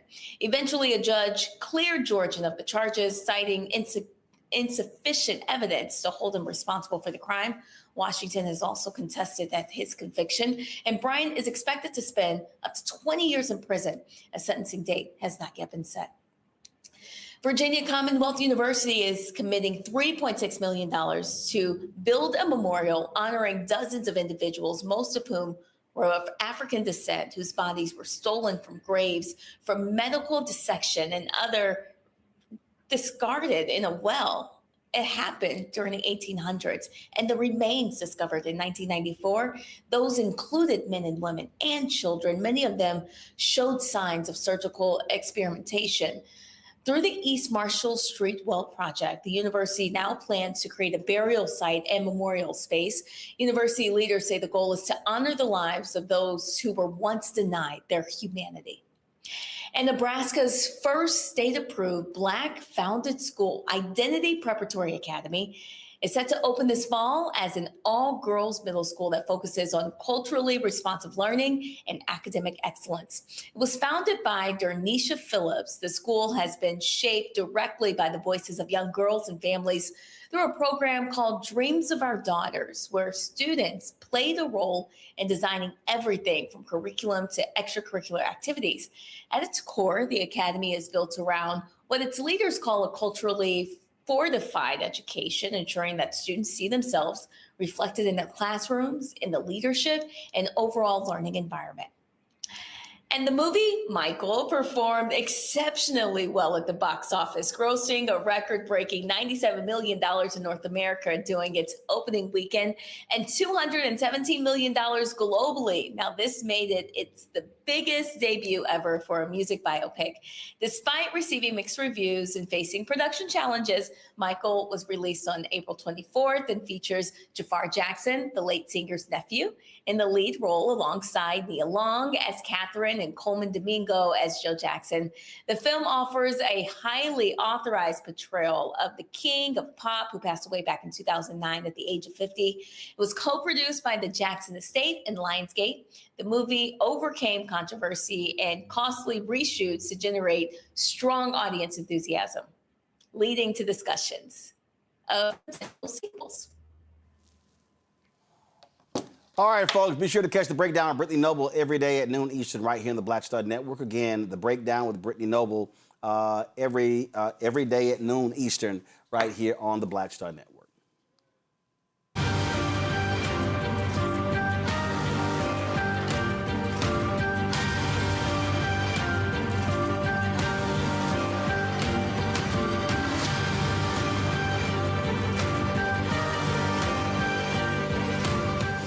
So for more than a week, we've talked about domestic violence. We've laid out numerous stories where Black women have been killed by husbands, partners, boyfriends, or in the case of children. Other cases we've talked about where women have been violently beaten. What happens, though, before violence takes place, when an individual is showing predatory behavior? Well, that's the case of the Atlanta Falcons defender James Pierce. Now, remember the story where he was arrested for ramming the car of his ex-girlfriend, Rekia Jackson. And even as she was heading to a police station. Well, NBC News, this reported late last week, he is going to avoid, go to my iPad, he's going to avoid jail time over the domestic violence charges. Now, here's the deal. According to this story here, this is a quote from one of his attorneys.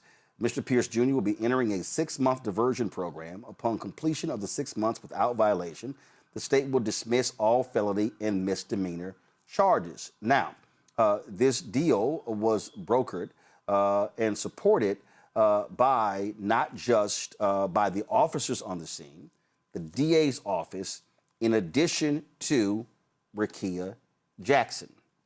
Now, you might remember, The story here says, according to the police account, Jackson told authorities she attempted to drive away from Pierce and was driving toward the Doral police station to seek help when Pierce, quote, intentionally collided into the rear of her vehicle with his SUV before police arrived.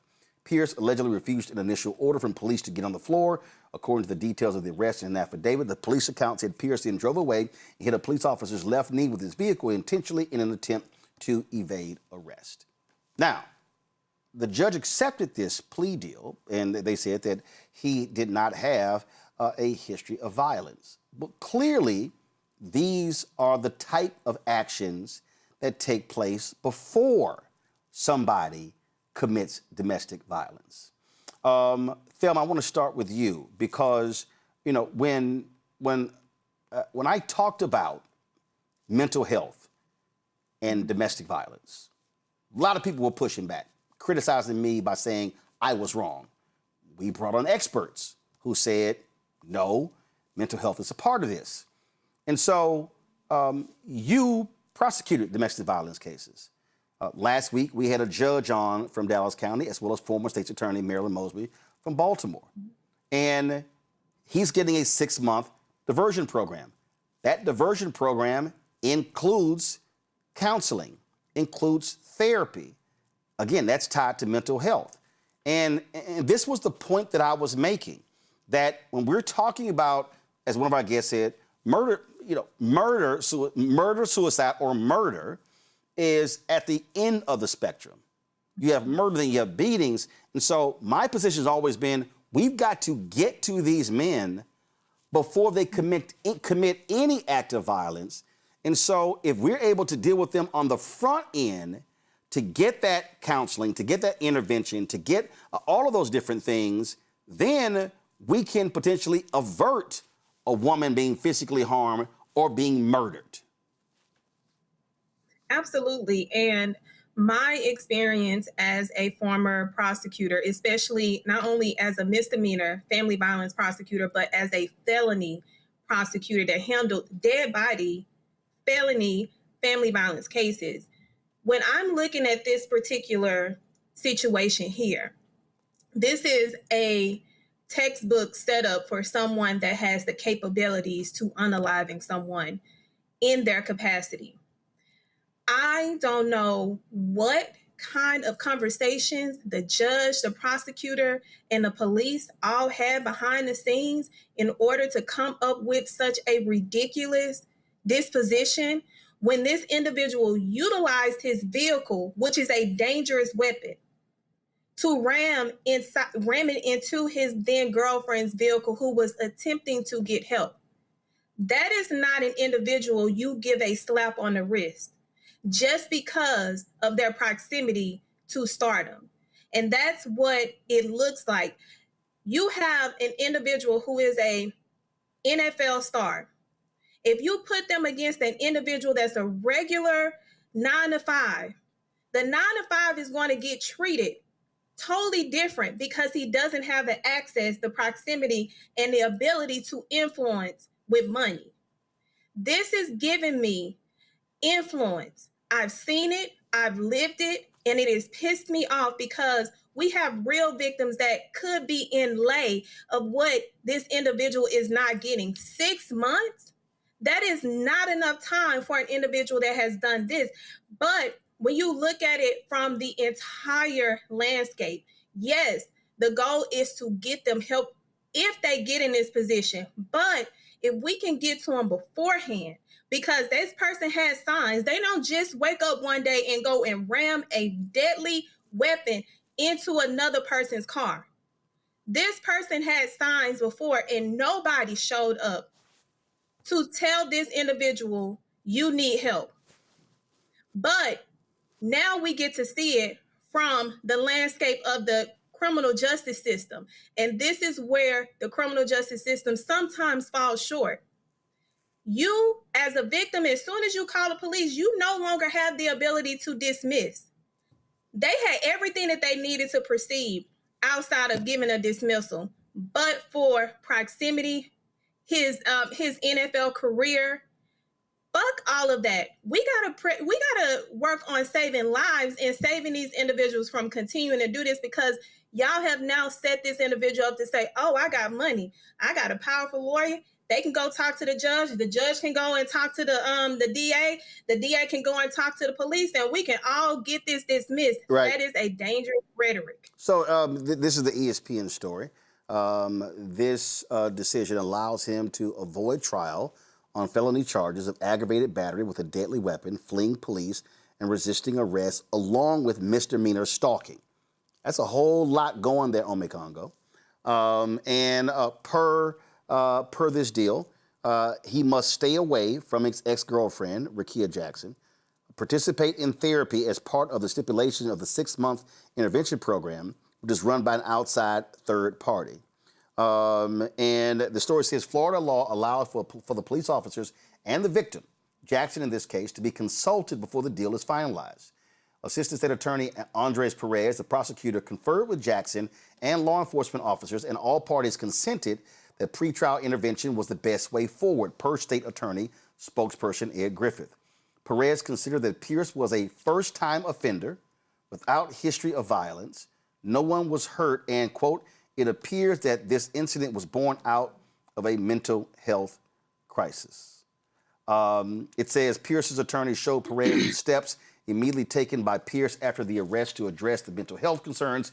Griffith said Pierce will have to continue this treatment plan and submit to random drug testing, while also complying with the NFL's drug testing protocol.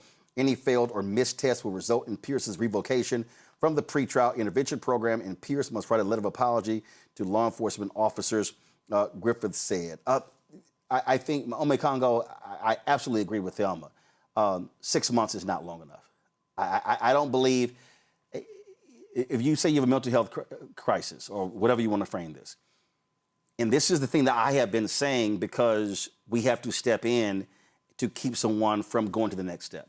But when you choose to chase down your girlfriend or ex-girlfriend and ram their car at a police station, and then, as I said, then you try to escape, we have to recognize 6 months is not long enough. And the reality is, by him having to adhere to this, it keeps him from facing felony charges. That's the thing hanging over his head. But the point we also have to recognize is that this is also what is used by courts to get folk to seek therapy. And this is what we have been talking about. In order for us to we don't want to do another story of a black woman or any woman being killed by a husband or a partner or an ex-girlfriend. We don't want them being beaten, but we have to have a society that is able to get to these men early so they can have their issues addressed when it comes to ego, control, power, misogyny, whatever you want to call it, because the point is to save lives. First of all, kudos to and much respect to Miss Jackson for leaving that relationship, and I'm hoping she's getting all of the support that she needs. I believe she plays in the WNBA, and I hope they're giving all the support. WNBA has been, a really progressive organization. The reason I bring up the WNBA, because my question, Roland, is where the hell is the NFL? Like, where's their response? The NFL penalizes players more for abusing drugs than abusing their partners and spouses. And that's absolutely ridiculous because of the player's talent. And so it's disgusting that we see this response, that number one, with this program that he's entering, and then the lack of response from the NFL as well. It's like Oprah said when she was talking about the Chris Brown Rihanna situation. She said, I'm going to talk to you in the screen right now, Rihanna. If he hits you, he will kill you. And so the fact that she's doing that and leaving that, and that he would chase her to the police station, that shows a certain level of, like you said, a domineering and control that's on some next level stuff. So there needs to be more attention on this. And furthermore, I've been so fortunate to be part of this show, but I haven't been prouder to be part of this show than I have been over these last few weeks since what happened in Virginia with the Fairfaxes and what you've been covering and talking about every night.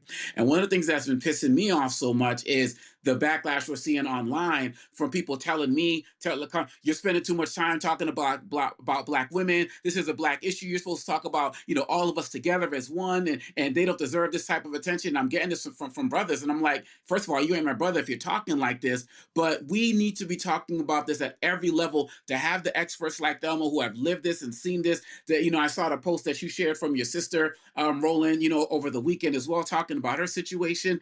We have to have all hands on deck. And for y'all who are out there who are fans of this guy online, follow him in social media, use your platform to call him out. Use your platform to call the NFL out to do more. Because sometimes these guys, when they get really threatened with losing their money, they start to get a little bit more serious. But sometimes that's not even enough, because some people are so drunk with power and privilege. So you have an Ayanla on tomorrow. We're doing what we're doing here, and we need to keep doing what we're doing, and we need to keep uplifting sisters like Jackson who are making the bold steps to leave and protect herself and follow those orders. And we need to shame organizations like the NFL for not doing enough. The thing here, Zachary, again, somebody in the chat says, why are you not talking about her and you're talking about him? I am talking about her because as a part of this decision, she had to sign off on it. That's Florida law. She had to sign off on it. And according to the state's attorney, she did. But the thing that we have to confront, and I'm going to keep saying this, whether people disagree or not, I need people to listen to me very clearly. There are 22,000 domestic violence calls per day in America. Let me say that again. According to domestic violence hotlines, they get upwards of 22,000 calls a day.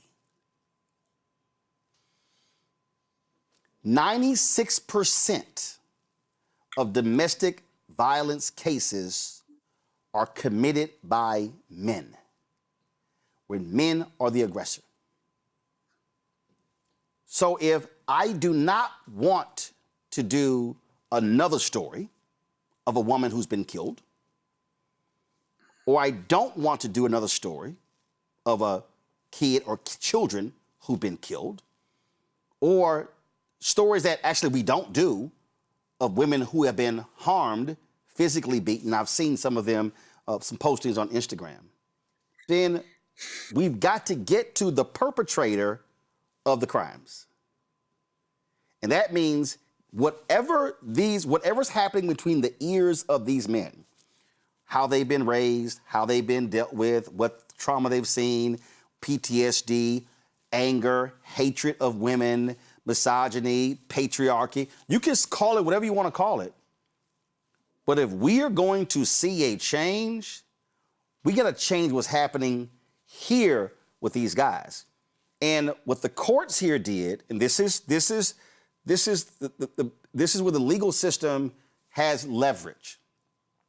If he does not complete these steps, they could try him on the felony charges.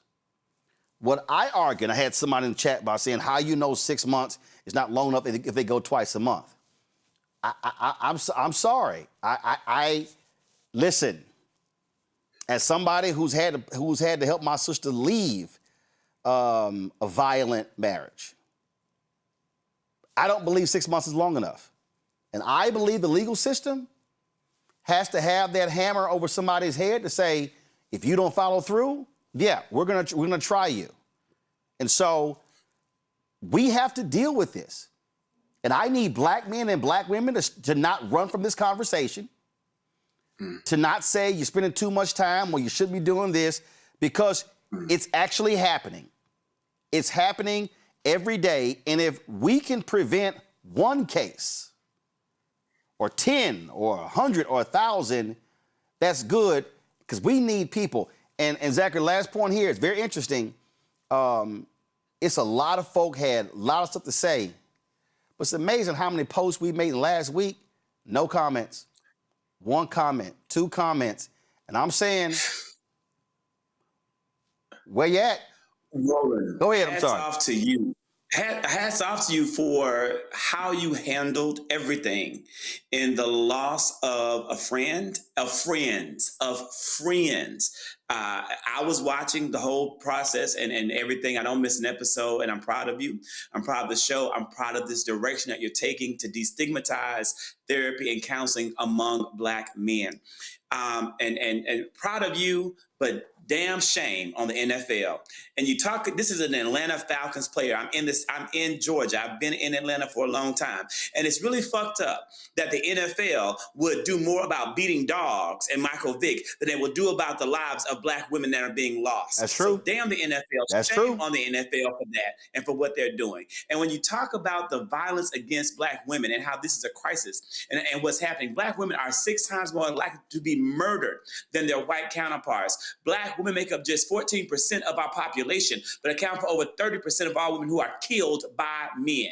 90% of Black women knew their killer, and you also have the fact that our Black women are nearly three times as likely to be killed by an intimate partner, femicide. So thank you for raising this issue and for putting it out there. We have got to break the generational curse of abuse in our community, because that's what it is. And 6 months, to me, I'm sorry, I agree with everybody on this panel.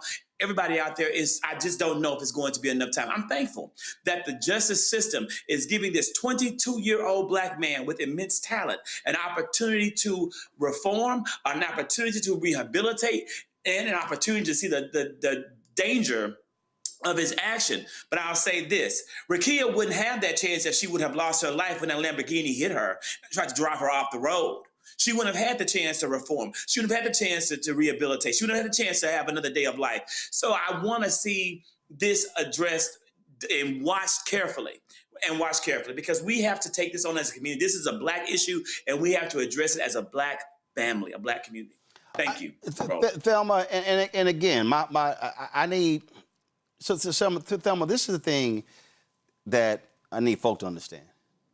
I had somebody say, you only did this because you knew Justin Fairfax. No, I'm going to go back 17 years. I was at CNN in 2009 when Chris Brown attacked Rihanna.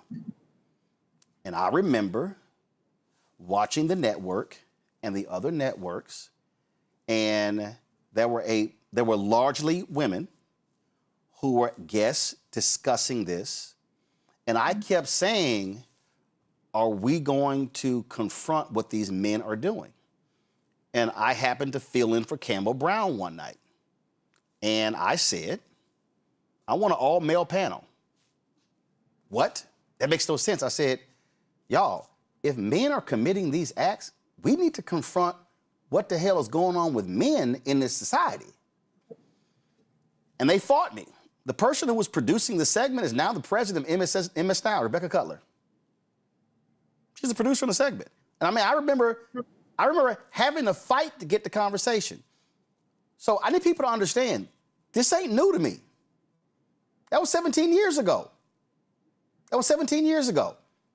But I also need people to understand, and again, I didn't put it, my sister posted. I helped my sister leave a marriage where she posted on Facebook, she said, I likely would have been killed. That was 24 years ago. So I'm not sitting here talking theoretically about domestic violence. I'm also talking as somebody, as a brother, who had to deal with her and her 2 children and helping them rebuild their lives in therapy over a course of 20 years. And even to this day, you're still dealing with the remnants of that. So what happened in Virginia is not why. I looked at the Florida case. I looked at the Zanzibar case, the Cook County case, that case. And then, of course, Shreveport 3 days later. And then another case in Richmond. And then a female pastor in another place. And I'm sitting there going, if we don't start talking about it now, you know what we're going to end up doing, Thelma? Just doing another story and another murder and another murder and another murder. At some point, we've got to be willing to have a conversation. And also, I need our people to understand we got to stop sitting here saying black men get therapy, but then we bring on black therapists. Then folks get mad. We're bringing on black therapists. Well, I'm like, well, who the hell do you think they're gonna go to? So I mean, so this is a real complex issue. It is not a simple issue that we have to be willing to hit all angles in order to confront. And before I go to you, tonight, while we were live, Black Women's Roundtable, they had a town hall called Beyond the Headlines, the Crisis Facing Black Women. I think they live streamed this. And so if they did, we're going to get that stream and we're going to restream it. And so Melanie Campbell sent me this, and I appreciate them sending me this. And so we're going to try to get that. Now, as I said, y'all can pull up the graphic. Iyanla is going to be here tomorrow. Go ahead and pull that up. We're going to have her for 2 hours tomorrow, taking phone calls, talking about this issue, and she's ready to do so. Now, for all y'all, again, it's a lot of people, Thelma, who are talking and who are posting and who are expressing anger and resentment, and they're weighing in. But we're not just sitting here just doing that. Dr. Kevin Washington, who was on the show Thursday before last. Well, he happened to be in Shreveport the week before that shooting took place. The day of that shooting, he said, I'm going back. On Thursday and Friday, he's putting together 2 days of conversations. It's called Black Men's Health Forum at Southern University at Shreveport, taking place from 5 to 7 at the Alphonse Jackson Building Auditorium. Inspired by his book, Get Up, Stand Up, Ubuntu, and Elevating the War Spirit in Black Men. You see that it says IPV, community gun violence, health and wellness, psycho-emotional integrity. We will be live streaming that as well. That's taking place on Thursday. Also taking place on Thursday, Reverend Joshua Dubois is putting together what he called his We Are Values, the Dad Games, calling all dads, National Dads Check-In Zoom call. That's taking place on Thursday at 7 p.m. Eastern. You see right there, register at bit.ly/dadgamescall. They're doing this as a way for black men, dads, to check in with one another and check on how they're doing. And so, Thelma, we can't keep saying black men be accountable, black men check other black men, and then we don't do it. That absolutely has to happen. And so this, for me, this ain't black men versus black women versus black men arguing back and forth. Our goal is simple. We can't say Black Lives Matter if we're only talking about the police. Black Lives Matter even when black women are losing their lives at the hands of black men. So I don't want to see another sister murdered. I don't want to see a sister beaten. I don't want to see a sister verbally abused.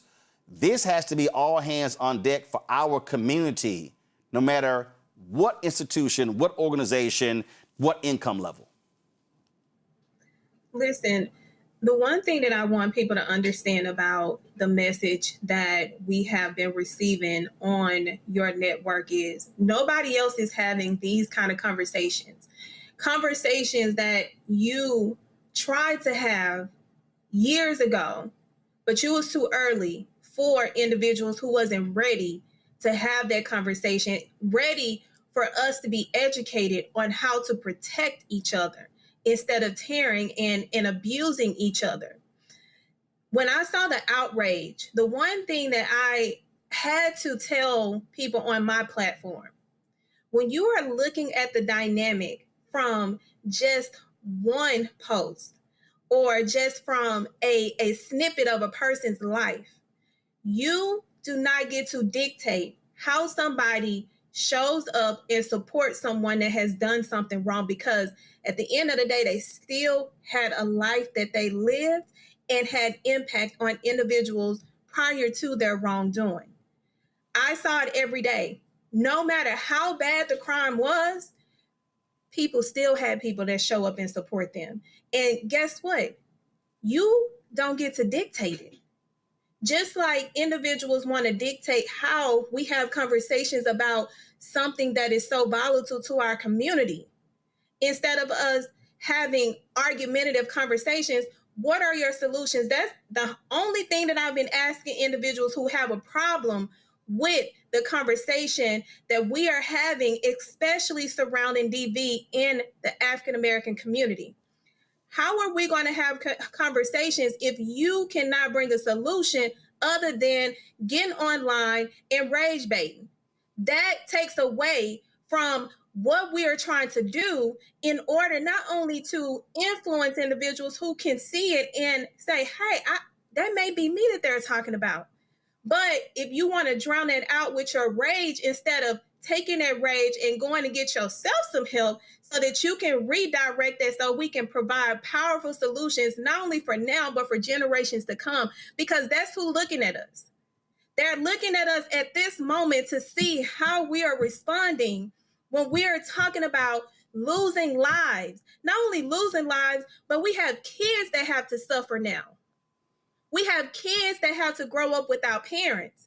When we can have these conversations, set up resources, solutions, support each other, and have those conversations, because at the end of the day, you got to think, was this person comfortable enough to be vulnerable? How do we talk about making sure individuals are in a safe space to tell us what's going on up here so that we can go and help them here? That is going to then trickle down to their nervous system in order for it to engage up here. It's a whole cycle, and we can't do that with the negative rhetoric that is going on, especially from my Black sisters. We cannot have that if we are saving lives. Folks, again, Thursday, we will be live in Shreveport, Louisiana. That is where that brother shot and killed 8 children, shot 2 Black women, both survived, but they are going to be facing physical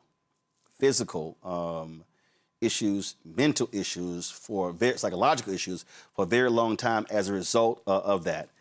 And in fact, when I was talking to Gary Chambers told me that Louisiana is number 2 in the country in domestic homicides. Number 2 in the country. So our aim is, Dr. Kevin Washington, he put this together. He hit me up. I said, hey, we can come down and broadcast this because we've got to use mass media to reach as many people as possible. Upwards of 3,000 people are watching us right now. I would hope more than 3,000 people are going to show up on Thursday and Friday, but probably not. So if somebody's being helped, this is what it's all about. One of the things we're also going to do is I'm going to get with Dr. Monique Swift Muhammad with the Association of Black Psychologists. And you have your National Medical Association. And we're going to get with them and get the links if you're looking for Black experts, if you're looking for Black psychologists, Black psychiatrists, Black domestic violence therapists, licensed counselors, you don't know where to look. We want to be able to create that or have the links, put it on blackstarnetwork.com, you can find it. Because I'm going to keep saying this, and I don't care if people don't like it. I had somebody, when I posted the Shreveport story, what the man's mother said when he said he had demons, he was fighting his demons, and he had spent a week at the VA hospital. Had a person. This person was a longtime journalist who I met in 1989. Said, "You still pushing this narrative?" And I'm like, "You're mad because I'm repeating what his own mother said, and what the New York Times reported about what was going on." We cannot just say thoughts and prayers. Mm-mm. Let me say this again. Black America, we can't just say, "Man, this is sad. Oh, I can't believe this happened. Oh, I'm so angry this happened." I get rage. I get anger. I get being upset. I get pain. But how my brain works is, how do we not experience it again? And if there's somebody who right now is on that edge, who's watching or listening? I've had brothers and sisters hit me say, man, I've sent these segments out to friends who are going through divorces. I've sent it to people who are going through custody battles. We don't know what a person is dealing with. Because let's just be honest. It's a lot of men and women who don't talk to family and friends. And so we don't really know what people are dealing with and enduring. What I want, and this will be the final comment for you, Ome Congo, what I would need our people to do is to stop attacking, stop fighting, and I get emotion. I get expressing emotion. But we also need to be providing people help, resources. Read this, watch this, go here, call so-and-so. Here's this summit, here's this conference. Because you really don't know. People walk around with masks all day. You really do not know what's behind that mask and what's going in their head. And if we can keep people to learn how to control their emotions, control their rage. I mean, I saw these videos of people posted videos of shooting at a gas station in Atlanta, and this sister busted a window out, and she was like, I don't care, and the brother was holding her back, and the woman gets out of the car, fires shots at her, she dead. And I'm watching this, and I'm going, if the sister with the gun, and the sister busted the window, and the brother there, how do we teach people to de-escalate? How do we teach people not to go to that level? That's what we're talking about here. And that also requires training and knowledge, and it requires time. And we got to be helping people through this, and we got to stop assuming people automatically get it, because clearly they don't. And it also requires acknowledging what we are as a country. We are fundamentally a violent country, and there are more guns than people in this country. In the last 5 minutes, Roland, you shared 4 different sources, at least 4 that I counted, that are happening in the next 3 days. The 3,000 plus people who are watching, people are going to watch this later, rather than DMing us and bickering and going at each other, why don't you just pick one resource, one mental health resource, one domestic violence resource, one shelter resource, and just share it with your community every single day. You don't like what Roland's saying? Find some other, maybe you like Ayanla better or whatever. Take her stuff.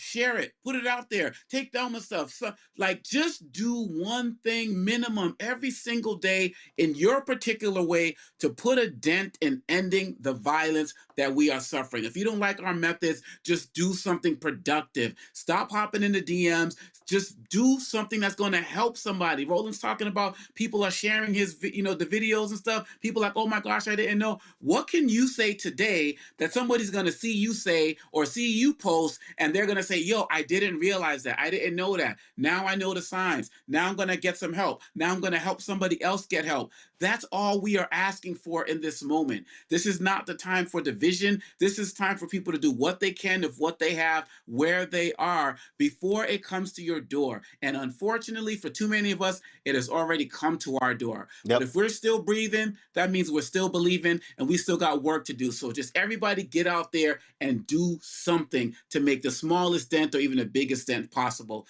in this real crisis. Folks, tomorrow, a 2-hour special with Iyanla Vanzant right here on Roland Martin Unfiltered, live at 6 p.m. Eastern. Black Iyanla Speaks, Black Women, Black Men, Domestic Violence. We also will be taking your phone calls as well, so we'll have that number for you tomorrow. And Thursday, we will be live in Shreveport, Louisiana, with Dr. Kevin Washington, a licensed African-centered psychologist. He is having a 2-day event, Black Men's Mental Health Forum. Is taking place on Thursday. They have stuff happening on Friday as well. We will broadcast from Southern University at Shreveport on Thursday of this event as well. And again, that city has been rocked by the shooting death of 8 children, by the father. He fathered 7 of those kids, and the name is not with me, so that's why I'm not naming. So I don't have the name with me. But then, of course, 2 sisters shot as well. They've survived but still a horrific tragedy. That city is hurting. And Dr. Kevin Washington said he wanted to return to offer some help to try to prevent it from happening again and again. Louisiana is number 2 in the country in domestic homicides. That's real. And so we're going to use this platform to do the work, spread the information, spread the knowledge. And that's what's important. And again, if we can save one sister, if we can keep one young brother, one young sister from having to experience a tragedy, then it's all worth it. But we don't want to just one. We don't want to see 22,000 daily. This is not just all black. That's just 22,000 total domestic violence calls. I want to see that go to 15,000, then 10,000, then 5,000, then 2,000, and 1,000 down to 0. But we're never going to confront domestic violence if we do not confront the individuals that are causing domestic violence. And that's men and their issues and what's happening in their heads. And why are they choosing violence as an answer? Beating and killing a partner, your mama, your sister, your aunt, your cousin, your niece, that is not an answer. Killing and beating them, killing children, that is not an answer. So if we want to stop domestic violence, we're going to have to deal with these men who are committing the heinous acts. And yes, brothers, there are cases where women commit domestic violence, but 96% of all cases of domestic violence are men. And we better focus on that as well. We can still center the sisters, we can get them help, we can tell them how we provide resources. But we need to deal with these people who are causing the problem and the pain and the agony. Otherwise, it's just going to be another day, another week, another month, another year of the same stories and the same anger and outrage and the same thoughts and prayers, and nothing changes. Our goal is for it to change in our community. Congo, thanks a lot. Thelma, I appreciate it as well. Zachary had to go. I appreciate him as well. Folks, thank you all for watching. Don't forget, support the work that we do. Join our Bring the Funk fan club. Again, this is why we created this platform. What did the Freedom Journal, the first black paper, say? We wish to plead our own cause too long have others spoken for us. This is about us driving a conversation about us. We center us here. We center black people here. And that's why we've had so many black experts sharing their knowledge and expertise with us. And so support the work that we do. Your dollars make it possible. I tell you, y'all, this stuff is not cheap. Staff, resources, I mean, hell, it costs us $2,500 a month with our fiber. That ain't regular home Wi-Fi. I mean, so this is just real. And so that's why we built this, because we want to be able to help our people in every way possible. Support us via Cash App. Use the Stripe QR code. You see it right here. Click the Cash App button to contribute. Also, that's for credit cards as well. Checks and money order. Make it payable to Roland Martin Unfiltered, P.O. Box 57196, Washington, D.C. 2003-7-0196. PayPal's R Martin Unfiltered. Venmo RM Unfiltered. Zelle. Roland at RolandSMartin.com. Roland at RolandMartinUnfiltered.com. Download the Black Star Network app. Apple phone, Android phone, Apple TV, Android TV, Roku, Amazon Fire TV, Xbox One, Samsung Smart TV. Be sure to please, you want to get our swag, be sure to go to shopblackstarnetwork.com. Our hats, t-shirts, black-owned media, don't blame me, voted for the black woman, everything right there, shopblackstarnetwork.com. All the products that you see right here in our studio, go to our marketplace at shopblackstarnetwork.com. All of these products, black-owned companies, we created. I don't know, y'all let me know. I don't know of any other black digital show, black podcast that has created a marketplace for black-owned companies for you to buy and support. If you go to shopblackstarnetwork.com, you are supporting black-owned businesses. Again, another reason why we created this show. Don't forget, watch the breakdown of Brittany Noble every day, noon Eastern, right here on the Black Star Network. Check that out. Again, tomorrow, Iyanla Speaks. She is live in the Black Star Network studios. Black women, black men, and domestic violence. We're going to be taking your phone calls as well. It's going to be a powerful 2-hour discussion. Tell everyone, man, let's break some numbers. Let's pass the word. We need all of our folks watching and learning and listening, because the only way we deal with our issues is we confront them head on. Last but not least, folks, over the weekend, I was in Dallas-Fort Worth, and of course, I was gone for a week. My wife and I celebrated our 25th anniversary, and come on, go to the video. And I didn't tell my dad I was coming, and he told my mama, he was like, I ain't heard from Roland all day. Pull audio up. Come on, audio. Well, I ain't hearing it. I told y'all, let's go. Look at my dad. So my dad, he was sitting here. He was shocked. He was shocked. I don't know, did somebody cuss? No, somebody didn't cuss. He was shocked, so I surprised him. I shot this with my Meta glasses.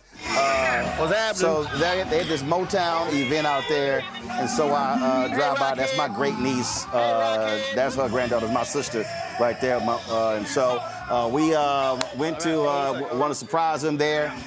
He, of course, was shocked as all get out. That I didn't tell him I was coming, so I'm always surprising him. So this is my dad. Turned 79 on Saturday, April 25th. And so we had a great time hanging out with the family, went to church yesterday. And so, as always, y'all, we should always celebrate and love on our parents when we have them, and enjoy our family as well. And so happy 79th birthday to my dad. Happy 25th wedding anniversary to my wife, Jackie. And so, again, y'all, so it's all good. We're back at it this week, back on the road, and we're going to keep out here, man, doing the work that we have to do. And I'll make it clear, y'all,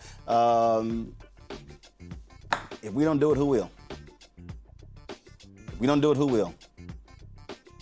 And what we're not going to do here, we're not going to wait to see what other people do. We're not. We're going to do it, and we're going to keep doing it, and we're going to keep covering us, and we're going to keep centering us, and we're going to keep telling our story as long as we're humanly possible to do so. Because that's why we created this show, created this network, because we're not trying to ask someone else permission to tell our story and to cover our story. I will see y'all tomorrow, right here with Iyanga on the Black Star Network.